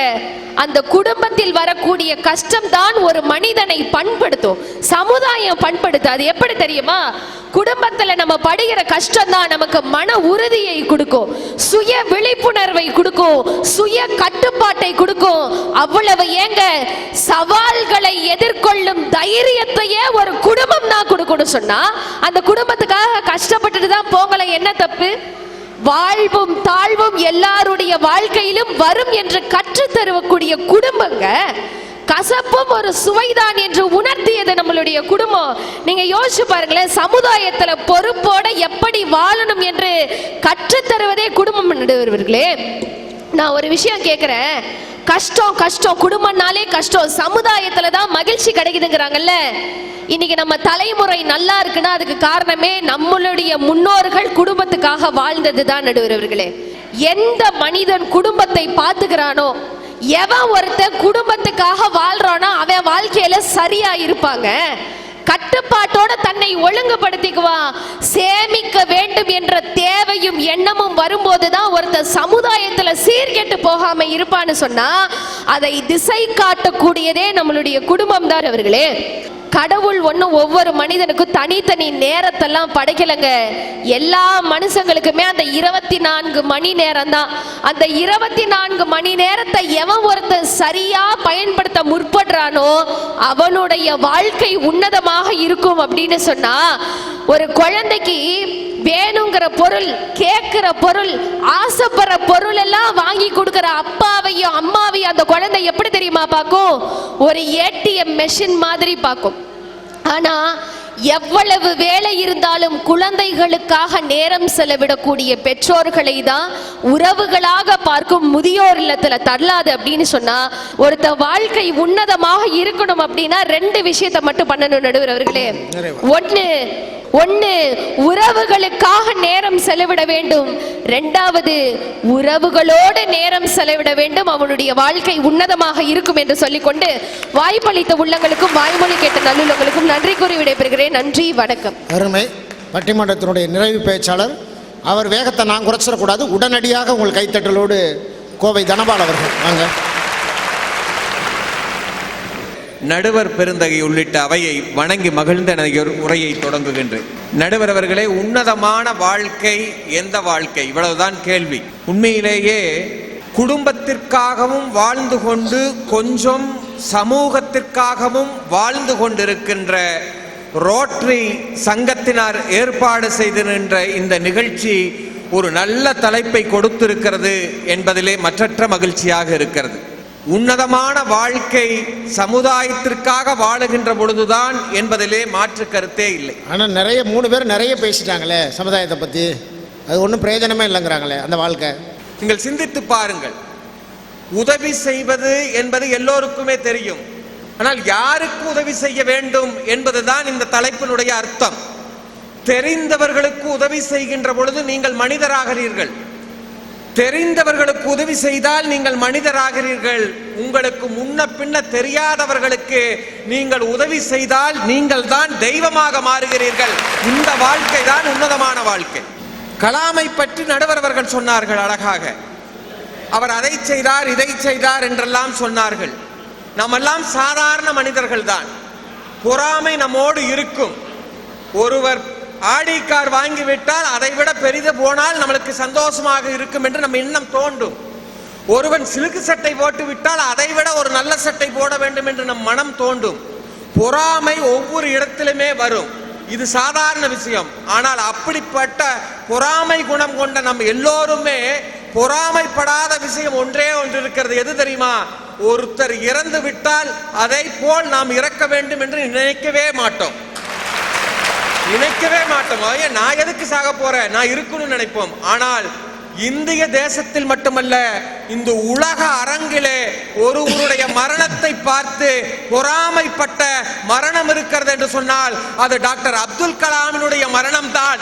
இவரை போல் நாமும் சாக வேண்டும் என்று ஆசைப்பட்டோம். இதுதான் உன்னதமான வாழ்க்கை. டெய்லியுமே நல்ல இட்லி பொங்கல் சாப்பிடுறது, நல்ல கார்ல பயணம் பண்றது, தனிவேல் சொன்ன மாதிரி தேர்தலில் வெற்றி பெறுவது, தோல்வி அடைவது, இதுவல்ல வாழ்க்கை, உன்னதமான வாழ்க்கை. சார், வாழ்க்கை எப்படி வாழ வேண்டும் தெரியுமா? வள்ளுவர் சொல்லி இருக்கிறார், பகுத்துண்டு பல்லுயிர் ஓம்புதல் என்று சொல்லி இருக்கிறார். நம்மை பொறுத்தவரைக்கும் என்ன அர்த்தம் தெரியுமா? இவருக்கும் சாப்பாடு கொடுக்க வேண்டும், இவருக்கும் சாப்பாடு கொடுக்க வேண்டும், அவரும் எல்லோரும் பகிர்ந்து சாப்பிட வேண்டும். அதுதான் பகுத்துண்டு பல்லுயிர் ஓம்புதல் என்று நினைத்துக் கொண்டிருந்தோம். நான் கேட்கிறேன், பிரெஞ்சு ஒரு எழுத்தாளர் விக்டர் கியூபா சொன்ன வார்த்தை என்ன தெரியுமா? தன்னிடம் உள்ளதை மற்றவர்களுக்கு பகிர்ந்து கொடுப்பதுதான் உன்னத வாழ்க்கை. அடுத்தவர்களிடமிருந்து எடுத்துக்கொள்வது அல்ல உன்னதமான வாழ்க்கை. நாம் நினைத்துக் கொண்டிருக்கிறோம், நாம் வாழ்ந்து கொண்டிருக்கிறோம் என்று. யாராருக்கு எதை செய்தோம் என்பதை சிந்தித்து பார்க்க வேண்டும். என்னிடம் வசதி இல்லை, கொடுக்க முடியாது, கொடுக்க வேண்டாம். என்னிடம் கல்வி அறிவு இல்லை, என்னால் பாடம் புகட்ட முடியாது, கொடுக்க வேண்டாம். உன்னிடம் எது இருக்கிறதோ அதை கொடுக்கலாமே. ராசிபுரத்திலிருந்து மண்டபத்திற்கு வழி கேட்கிறார்கள். வழி கேட்கின்ற பொழுது 2 நிமிடம் நின்று சரியாக வழி சொன்னாலே போதும், நீ உன்னத வாழ்க்கை வாழ்கிறாய் என்ற அர்த்தம். நீ 1000 லட்சக்கணக்கிலே நீங்கள் டொனேஷன் கொடுக்க வேண்டாம். உன் பாக்கெட்டிலே எது இருக்கிறதோ அதிலே 1 பங்கை கொடுங்கள், உன் வாழ்க்கை உன்னதமாக இருக்கும். இந்த வாழ்க்கை வாழ்ந்து கொண்டிருக்கிறோமா என்பதைத்தான் நாம் யோசித்து பார்க்க வேண்டும். 19 வயதிலே தன் நாட்டை துறந்தால், நம் பாரதத்திலே புகுந்தால், 21 வயதிலே தன் வாழ்க்கையை துறந்தால், இயேசுவின் நாமத்தை போற்றி தன் வாழ்க்கையை தொடர்ந்து கொண்டிருந்த அந்த பெண்மணிக்கு ஒரு திரைப்பட கவிஞர் பார்த்திபன் எழுதினார் ஒரு கவிதையை. நீ கருவுற்று இருந்திருந்தால் 1 குழந்தைகளுக்கு தாயாகி இருப்பாய், நீ கருணை உற்றதால் உலகத்தில் இருக்கின்ற அத்தனை பேர்த்துக்கும் அன்னையானாய் என்று கவிதை எழுதினார். ஏன் எழுதினார்? எத்தனை பாட்டிகள் இருந்தார்களே, எப்படி அவருக்கு அன்னை தெரசாவுக்கு மட்டும் அப்படி பெருமை? ஏன் என்று சொன்னால், அவர் ஒருபோதும் தனக்காக வாழவில்லை, தன் குடும்பத்திற்காக வாழவில்லை, இந்த சமுதாயத்திற்காகவே வாழ்ந்து மடிந்திருக்கிறார் என்று சொன்னால் நீங்கள் சிந்தித்து பாருங்கள். நான் வித்தியாசத்தை சொல்லுகிறேன். குடும்பத்திற்காக வாழ கூடாது என்பதல்ல எங்களுடைய வாதம். எல்லோருமே நாம் குடும்பத்திற்காக தான் வாழ்ந்து கொண்டிருக்கிறோம், என்னை உட்பட. ஆனால் அதோடு நின்றுவிடக் கூடாது. குடும்பத்திற்காக பிறந்தவர்கள் எல்லோருமே வாழ்ந்து கொண்டுதான் இருக்கிறார்கள். தன் குடும்பத்திற்காக வாழ்வது பெரிய விஷயமே கிடையாது. நாய் கூட தன் குட்டிக்கு பால் ஊட்டுகிறது. நீ என்ன உன் குழந்தையை படிக்க வைப்பது? ஊரார் குழந்தையை நீ படிக்க வைக்க வேண்டும். உன் சிந்தனை இந்த சமூகம் எப்படி இருக்க வேண்டும், எல்லோரும் சமமாக இருக்க வேண்டும் என்கின்ற சிந்தனை வர வேண்டாமா? யாருக்கு உன்னதமான வாழ்க்கை கிடைக்கும்? இந்த சிறிய கதையோடு நான் உரையை நிறைவு செய்கிறேன். ஒரு மேடையிலே கால்பந்தும் புல்லாங்குழலும் சந்தித்துக் கொள்ளுகிறது. கால்பந்தும் புல்லாங்குழலும் சந்தித்து பேசிக் கொள்ளுகிறது. கால்பந்து கேட்கிறது புல்லாங்குழலை பார்த்து, நாம் இருவருமே காற்றை சுவாசித்துத்தான் வாழ்ந்து கொண்டிருக்கிறோம். கால்பந்துக்குள் காற்றை அடைக்கிறோம், புல்லாங்குழலையும் காற்றை அடைக்கிறோம். ஆனால் எல்லோரும் உன்னை மட்டும் கையிலே எடுத்துக்கொண்டு அழகாக வாசித்துக் கொண்டிருக்கிறார்கள், என்னை மட்டும் ஏனோ காலால் போட்டு உதைத்துக் கொண்டிருக்கிறார்கள் என்று கால்பந்து கேட்கிறது. அதற்கு புல்லாங்குழல் பதில் சொல்லுகிறது, உண்மைதான், நாம் இருவருமே எங்கோ இருக்கின்ற காற்றை உள்வாங்கிக் கொண்டுதான் வாழ்க்கை நடத்தி கொண்டிருக்கிறோம். ஆனால் நீ வாங்கிய காற்றை நீ மட்டும் வைத்துக் கொள்ளுகிறாய் உள்ளுக்குள்ளே. உனக்காக, உன் மகனுக்காக, உன் குடும்பத்துக்காக, உன் உறவுகளுக்காக நீ மட்டும் வைத்துக் கொள்ளுவதால் இந்த சமுதாயம் உன்னை உதைக்கிறது. நான் வாங்கிய காற்றை எல்லோருக்கும் இசையாக தருவதால் என்னை எல்லோரும் போற்றுகிறார்கள் என்று சொல்லுகிறது. ஆக வாழ்க்கை என்பது, நீங்கள் சிந்தித்து பாருங்கள், எல்லோரும் பிறந்திருக்கிறோம், எல்லோரும் இறக்க போகிறோம். வந்தவர்களை எல்லாம் இந்த வரலாறு எடுத்துக்கொண்டதா? இல்லை வந்துவிட்டு சென்றவர்களை எல்லாம் இந்த வரலாறு எடுத்துக்கொண்டு இருக்கிறதா? சத்தியமாக இல்லை. வந்தவர்களையும் சென்றவர்களையும் ஒருவாறு வரலாறு எடுத்துக்கொள்ளாது. யாரை வரலாறு எடுத்துக்கொள்ளும் தெரியுமா? இந்த சமுதாயத்திற்காக எதையாவது தந்தவர்களைத்தான் இந்த வரலாறு எடுத்துக்கொண்டிருக்கும். நீங்கள் சிந்தித்து பாருங்கள். உலகில் பிறக்கின்ற ஒவ்வொருவருக்கும் ஒரு கடமை இருக்கிறது. நாம் பிறந்திருக்கிறோம் ஏதோ தாய் தகப்பன் மூலியமாக. எதற்காக பிறந்தோம் என்று சற்று யோசித்து பார்த்ததுண்டா? சிந்தித்து பாருங்கள். எதற்காகவோ நாம் பிறந்திருக்கிறோம். பிறக்கும் பொழுதே நாம் ஒரு கடமையோடு பிறந்திருக்கிறோம் என்பதை உள்வாங்கிக் கொள்ளுங்கள். ஒவ்வொரு பிறப்புக்கு பின்னாலும் ஒரு அர்த்தம் இருக்கிறது. அந்த அர்த்தம் வேறு ஒன்றுமல்ல, பிறர் நலனுக்காக நாம் வாழ்வதுதான் அது மிகப்பெரிய அர்த்தம். யார் பிறர் நலனுக்காக, இந்த சமுதாயத்துக்காக வாழ்ந்தார்களோ அவர்களுடைய வாழ்க்கை தான் உன்னதமான வாழ்க்கை. குடும்பத்திற்காக வாழுகின்ற வாழ்க்கை சரியான வாழ்க்கை தான், அது உன்னதமாகாது. அதையும் தாண்டி மற்றவர்களுக்காக உதவி செய்வோம். அது ஒரு சிறு வழிகாட்டியாக இருக்கலாம், சிறு வாய்ச்சொல்லாக இருக்கலாம். உதவி என்பது நீங்கள் நினைக்கின்ற பொழுது லட்சக்கணக்கான கோடிக்கணக்கான கொடுப்பது அல்ல. ஒருவன் சங்கடத்திலே உட்கார்ந்து கொண்டிருக்கின்ற பொழுது சற்று ஆறுதலான வார்த்தை கூட உன்னதமான வாழ்க்கை தான். ஆறுதலான வார்த்தை 1000 நோபல் பரிசுக்கு சமம். தயவு செய்து ஆறுதலோடு மற்றவர்களுக்காக வாழ கற்றுக்கொள்ளுவோம். நன்றி, வணக்கம். உண்மையிலே ராசிபுரத்தில் நடைபெற்று நிறைவு பெற இருக்கிற இந்த சிறப்பு பட்டிமன்ற நிகழ்ச்சிக்கு விளம்பரதாரராக, விருதாளராக இருந்து சிறப்பு செய்த உங்கள் அத்தனை பேருக்கும் மீண்டும் எங்கள் குழுவின் சார்பாக அன்பான நன்றிகளை தெரிவித்துக் கொள்கிறோம். இவங்களும் பேசுனாங்க கை தட்டினீங்க, இவங்களும் பேசுனாங்க கை தட்டினீங்க. அப்போ தீர்ப்பு ரெண்டும் தான் அப்படின்னு சொல்ல முடியுமா? அதுக்காக 2 மணி நேரம் பட்டிமன்றம் பேசணும்? ஏதாவது ஒன்று தான். உன்னதமான வாழ்க்கை இதுவா குடும்பமா சமூகமா, எதுக்காக வாழ்வது உன்னதமான வாழ்க்கை? நீங்கள் அடித்தளம் எதுங்க? ஒரு மனிதனுக்கு அடித்தளம் எங்கேருந்து தொடங்குதுங்கிறது ஒரு வாழ்க்கை இருக்குல்ல. குடும்பத்தை இங்கேருந்து நீங்கள் விதை தானே முக்கியம், குடும்பங்கிறது தானே அடித்தளம். சமூகத்தில் பாதுகாப்பு இல்லைங்கிற ஒரு விஷயத்தை பெண்கள் மட்டும் இல்லை, நீங்கள் செல்ஃபோனை நம்ம சொல்லிக்கிட்டே இருக்கோம். இந்த செல்ஃபோனால குழந்தைங்க கெட்டு போகுது. குழந்தைங்க இல்லை, எனக்கு தெரிஞ்சு பெரியவங்களே கெட்டு போகிறாங்க. குழந்தைங்க கெட்டு போகிறது ரெண்டாவது. இன்னைக்கு செல்ஃபோன் எல்லாரும் கெடுக்கிற மாதிரி இந்த சமூகத்தில் பாதுகாப்பு இல்லை. ஆனால் குடும்பம் அரவணைக்கும்ல. நீங்கள் தோத்தாலும் ஜெயிச்சாலும் குடும்பம் தானே. தாயினுடைய மடி மாதிரி ஒருவனுக்கு உற்சாகம் ஊட்டுகிற விஷயம் இருக்காங்க. தோத்து போனால் கூட நம்ம கவலைப்படாத அப்படின்னு ஆறுதல் சொல்லி அடுத்த வெற்றிக்கு தயார்படுத்துவது குடும்பம் தானே. அதெல்லாம் விடுங்க. இன்னைக்கு இத்தனை தலைவர்களை பற்றி பேசுகிறாங்கல்ல. மகாத்மா காந்தி தன்னுடைய மனைவி செத்து போன பிறகு உட்காந்து அழுதுகிட்டு இருக்காரு, சுடுகாட்டில் உட்காந்து அழுகிறாரு. கஸ்தூரிபா இறந்து போகிறாங்க. அப்போ எல்லாரும் வந்து கையை பிடிச்சி, ஐயா முடிஞ்சிருச்சு, எல்லாம் தான் காரியம் எல்லாம் முடிஞ்சிருச்சு, வீட்டுக்கு வாங்கன்னு சொன்னபோது மகாத்மா காந்தி என்ன தெரியுமா சொன்னார்? இல்லை போங்கடா, அவளுக்காக நான் நேரம் ஒதுக்கவே முடியலை. நான் ஒவ்வொரு போராட்டத்துக்கும் வந்தபோது அவருடைய அனுமதியோடு தான் நான் வந்தேன். வெறும் மோகன்தாஸ் கரம்சன் காந்தியாக இருந்த என்னை நீங்கள் கொண்டாடுகிற மகாத்மா என்ற நிலைக்கு உயர்த்தியவள் அவள் தான். அவள் இல்லைன்னா அந்த மகாத்மா காந்தி இல்லை. அவளுக்காக நான் ஒரு மணி நேரம் கூட அழுகலைன்னா நான் எல்லாம் மனுஷன் கேட்டார். நான் இந்த இடத்துக்கு வர்றதுக்கு அவ தான் காரணம்னு மகாத்மா காந்தி சொன்னார். என் மனைவி தான் காரணம்னு ஒத்துக்கிட்டாரு. ஆக குடும்பத்துக்காக வாழ்வது தான் உன்னதமான வாழ்க்கை. சொல்லலை, நான் தீர்ப்பு சொல்லலை. இன்னும் 2 நிமிஷம் தானே. பாவம் இந்த 3 பேர் இவ்வளோ கஷ்டப்பட்டு பேசியிருக்காங்கல்ல. ஒரு மனிதன் சாக போகிறாங்க, சாக போகிறவன் 3வது மனைவி, அவனுக்கு 3 பொண்டாட்டி. 3வது மனைவியை கூப்பிட்டு கேட்டாங்க, வா அனைமா நான் அடுத்த வாரத்தில் செத்து போயிடுவோம் போல இருக்கு, ரொம்ப உடம்பு முடியலை, எனக்கு வயசு 80க்கு மேலே ஆயிடுச்சு, நான் செத்துட்டா நீ என்ன பண்ணுவேன் அப்படின்னு இருக்கா. 3வது மனைவி. அந்த அம்மாவுக்கு கொஞ்சம் வயசு தான், சின்ன வயசு தான். அந்த அம்மா சொல்லியிருக்கு, நீ செத்து போயிட்டா நான் யார் கூடயாவது போயிடுவேன். எது செத்து போயிட்டா யார் கூடயாவது போயிடுவேன். 2வது மனைவியை கூப்பிட்டு கேட்டாருங்க, வா நான் செத்துட்டா நீ என்ன பண்ணுவேன். 2வது மனைவி, சுடுகாட்டு வரைக்கும் வந்து அழுவேன், அவ்வளோதான் முடியும். முதல் மனைவியை கூப்பிட்டு கேட்டாரான், நான் செத்துட்டா நீ என்ன பண்ணுவேன். அந்த அம்மா அழுதுகிட்டே சொன்னான், நீங்கள் போயிட்டீங்கன்னா எனக்கு யாருங்க இருக்கா, நானும் உங்கள் கூட விழுந்து செத்துருவேங்கன்னு தான். இது மனைவி கதை இல்லைங்க, மனைவி கதை இல்லை. அந்த 3வது மனைவி யார் தெரியுமா? நீங்கள் செத்துட்டா யார் கூடயாவது போயிடும்னு சொன்ன 3வது மனைவி யார் தெரியுமா? நம்ம சம்பாரித்த சொத்து. நம்ம போயிட்டோம்னா அது யாருக்கிட்டையாவது போயிடும், நம்ம கூட வராது. 2வது மனைவி சுடுகாட்டு வரைக்கும் வருவேன்னு சொன்னது யார் தெரியுமா? நம்ம சொந்த பந்தங்கள், நட்பு, அவ்வளோதான் வர முடியும். ஆனால் நான் செத்த பிறகு நானும் உங்கள் கூட விழுந்து செத்துருவேன்னு சொன்ன முதல் மனைவி நாம் சம்பாதித்த தரும பலன்கள், அடுத்தவர்களுக்கு செய்த உதவிகள், அதுதாங்க ஊரும் பேசும், நாம் இருக்கும் போதும் பேசும், செத்த பிறகும் பேசுறது நாம் எப்படி வாழ்ந்தோம் என்கிற நம்முடைய தடம், அதுதானங்க பேசப்படும். இத்தனை தலைவர்களை பற்றி இவங்க பேசுகிறாங்க அப்படின்னு சொன்னால் அதுதானே அர்த்தம். இன்னொன்று அதை விட விடுங்க, நான் ஒப்புதல் வாக்குமூலம் கொடுக்குறேன். எனக்கு இந்த ரத்த தானம் செய்யணுங்கிறது ரொம்ப ஆசை. எங்கள் அம்மா விடவே மாட்டாங்க. நான் படிக்கிற காலத்தில் ரத்தம்லாம் அதெல்லாம் கொடுக்காத, அதெல்லாம் வந்து உனக்கு நோய் வந்துடும், நீ உடம்பு இழைச்சி போயிடும்.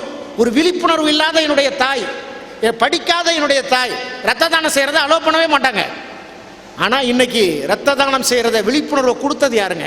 இன்னைக்கு பல சமூக அமைப்புகள் ரத்த தானம் கொடுக்கணும், உடல் தானம் கொடுக்கணும், தப்பு இல்லை. வாழ்க்கையில் எத்தனை ரோட்டரி சங்கங்களை போன்ற அரிமா சங்கங்களை போன்ற பலவர்கள் விழிப்புணர்வு இன்னைக்கு கொடுத்துக்கிட்டே இருக்காங்க. இத்தனை செய்கிறது ஒன்றும் தப்பே இல்லைன்னு. இன்னைக்கு ரத்த தானம் கொடுக்கறது இயல்பாயிடுச்சுங்க. இன்னைக்கு உடல் தானம் செய்கிறது ஒரு இயல்பாயிருச்சு. இன்னைக்கு இத்தனை மாற்றங்கள் நிகழ்ந்ததுக்கு காரணம் குடும்பமா சமுதாயமா? யோசிச்சு பாருங்க. இத்தனை மாற்றங்கள் நிகழ்றதுக்கு காரணம் அதை விட ஒன்று, நீங்கள் நடந்த சம்பவம் தான். சென்னையில் ஒரு பெண் செத்து போனா, ஒரு குழந்தை. இப்போ எப்படி கடலூரில் எப்படி 3-4 குழந்தைகள் போகிற வேனில் ரயில் வந்து ஏறி நாம் அப்படியே பதச்சு போனோம். நல்ல வேளை அந்த இறந்த குழந்தைகளுக்காக அனுதாபம் தெரிவித்தோம். நல்ல வேளை அந்த குழந்தை, அந்த இன்னும் 50 குழந்தைகள் இருந்தால் என்ன ஆயிருக்குமோன்னு நமக்கு பதப்பு போணுச்சு. ஒரே குடும்பத்தை சேர்ந்த 2 குழந்தைகள் இறந்து போனாருன்னு சொன்னார். நம்ம படித்தோம், பதச்சோம். அதே மாதிரி சென்னையில் ஒரு 6-7 வருஷத்துக்கு முன்னால் ஒரு குழந்தைங்க, சுருதிங்கிற ஒரு குழந்தை அப்படி வேனுக்குள்ளே பொத்துக்கிட்டு உள்ளே விழுந்துருச்சுங்க. ஒரு அட்டை மாதிரி இருந்திருக்கு, அது சரியாக கவனிக்கலை, உள்ளே விழுந்து அந்த பின்வீல் ஏறிடுச்சு அந்த குழந்தை மேலே. ஏறின உடனே அந்த குழந்தைய அவசரமாக ஹாஸ்பிட்டலுக்கு தூக்கிட்டு போகிறாங்க. தூக்கிட்டு போனோன்னா அந்த குழந்தை அப்பா அப்பான்னு தான் சொல்லி அழுகுது, அம்மான்னு கூட அழுகலை, அப்பா அப்பான்னு அழுகுது. பயங்கர காயம், படுகாயம். உடனே அந்த குழந்தையோட அப்பாவுக்கு ஃபோன் பண்ணுறாங்க, அவங்க குழந்தை இந்த மாதிரி அடிபட்டுருச்சு அப்படின்னு சொன்ன உடனே அப்படியா அப்படின்னு பதறி போய் அவங்க அப்பா 2 மணி நேரம் கழிச்சு ஆஸ்பத்திரிக்கு வந்தார். எல்லாரும் திட்டினாங்க. அதுக்குள்ளே அந்த குழந்தை இறந்து போச்சுங்க. எல்லாரும் திட்டினாங்க, ஏண்டா நீனும் சென்னையில் தானே இருந்தேன், பக்கத்தில் தானே இருந்தேன், அந்த குழந்தை அப்பான்னு சொல்லி தானடா அழுகுது, நீ ஃபோன் பண்ணோன்னு உடனே வந்திருந்தா உன் குழந்தையோட முகத்தை பார்த்துருக்கலாமே, ஏதாவது நல்லது நடந்திருக்குமேன்னு எல்லாரும் திட்டும் போது அந்த சுருதி என்கிற குழந்தையினுடைய அப்பா சேது மாதவன் என்கிற மனுஷன் சொன்னான், நீங்கள் ஃபோன் பண்ண உடனே நான் வந்திருக்கலாம், 20 நிமிஷத்தில் வந்திருக்கலாம். ஏன் தெரியுமா லேட் ஆச்சு? நானும் ஒரு பள்ளிக்கூட பேருந்து தான் ஓட்டுறேன். நீங்கள் ஃபோன் பண்ணும்போது அந்த பள்ளி பேருந்தில் 9 குழந்தைகள் இருந்தாங்க. அவங்கவுங்க வீட்டில் பத்திரமா விட்டுட்டு வந்ததுனால தான் இவ்வளவு தாமதமாச்சுன்னு சொன்னாங்க. அவன் தன்னுடைய குழந்தையை மட்டும் பார்க்கல, தான் வேனில் இருந்த 9 குழந்தையும் பத்திரமா அவங்க வீட்டில் சேர்க்கணும்னு நினைச்சதுனால தான் இன்னைக்கு சேது மாதவன் என்கிற ஒரு மனிதனை பற்றி இந்த மேடையில் நம்ம பேசுகிறோம் அப்படின்னு சொன்னால் அதற்கு காரணம் அவன் தன்னுடைய குடும்பத்தினுடைய தலைவனாக இல்லாமல் இந்த சமுதாயத்தையும் நேசிக்கிற ஒரு மனிதனாக இருந்ததுனால தானே இன்னைக்கு நம்ம கொண்டாடுறோம். நம்ம குடும்பத்துக்காக நேரம் ஒதுக்கிறது ரொம்ப முக்கியங்க. அதே நேரத்தில் சமுதாய அக்கறைங்கிறது அதை விட முக்கியங்கிறத நம்ம பார்க்குறோம். காமராஜரை பற்றி இவங்களாம் சொல்லி முடிச்சிட்டாங்க. நான் ஒரே வரியில் தான் தீர்ப்பு. 2 பக்கம் நல்லது இருக்குது குடும்பத்துக்காக, ஏன்னா அடித்தளம் அது. அதை தாண்டி சமூகம் நம்மளை பக்குவப்படுத்தணும்னு இவங்க சொன்னாங்க. ஒன்று சொல்கிறேன், ஒரே வரியில் தீர்ப்பை சொல்லிடுறேன். இந்த குடும்பத்துக்காக வாழ்வது என்பது நம்மிடம் அன்பு நிறைந்து இருக்கும், இன்பம் இருக்கும், மகிழ்ச்சி இருக்கும், அன்பு இருக்கும், எல்லாம் இருக்கும். ஆனால் உன்னதம் என்கிற வார்த்தையை போடணும்னா அது சமுதாயத்துக்காக வாழ்கிற வாழ்க்கையில் தான் அந்த உன்னதம் என்கிற வார்த்தை வரும். இன்னும் ஒரே வரியில் சொல்வதென்றால், இந்த குடும்பத்திற்காக வாழ்வது என்பது குடும்பம் ஒரு மனிதனை உருவாக்கும், சந்தேகமே இல்லை. குடும்பம் ஒரு மனிதனை உருவாக்கும், ஆனால் ஒரு மனிதனை சமுதாயம்தான் உருப்பட வைக்கும். அப்படின்னா இது உருவாக்கும், இது உருப்பட வைக்கும் என்கிற காரணத்தால் குடும்பம் சந்தோஷம் நிறைந்த, அன்பு நிறைந்த, மகிழ்ச்சி நிறைந்த இந்த குடும்பத்திற்காக வாழ்வதை விட உன்னதமான வாழ்க்கை என்பது சமுதாயத்துக்காக வாழ்வதுதான் என்று சொல்லி உங்கள் அத்தனை பேருக்கு மீண்டும் நன்றி கூறி வணக்கம் கூறி விடைபெற்றுக் கொள்கிறோம். நன்றி, வணக்கம்.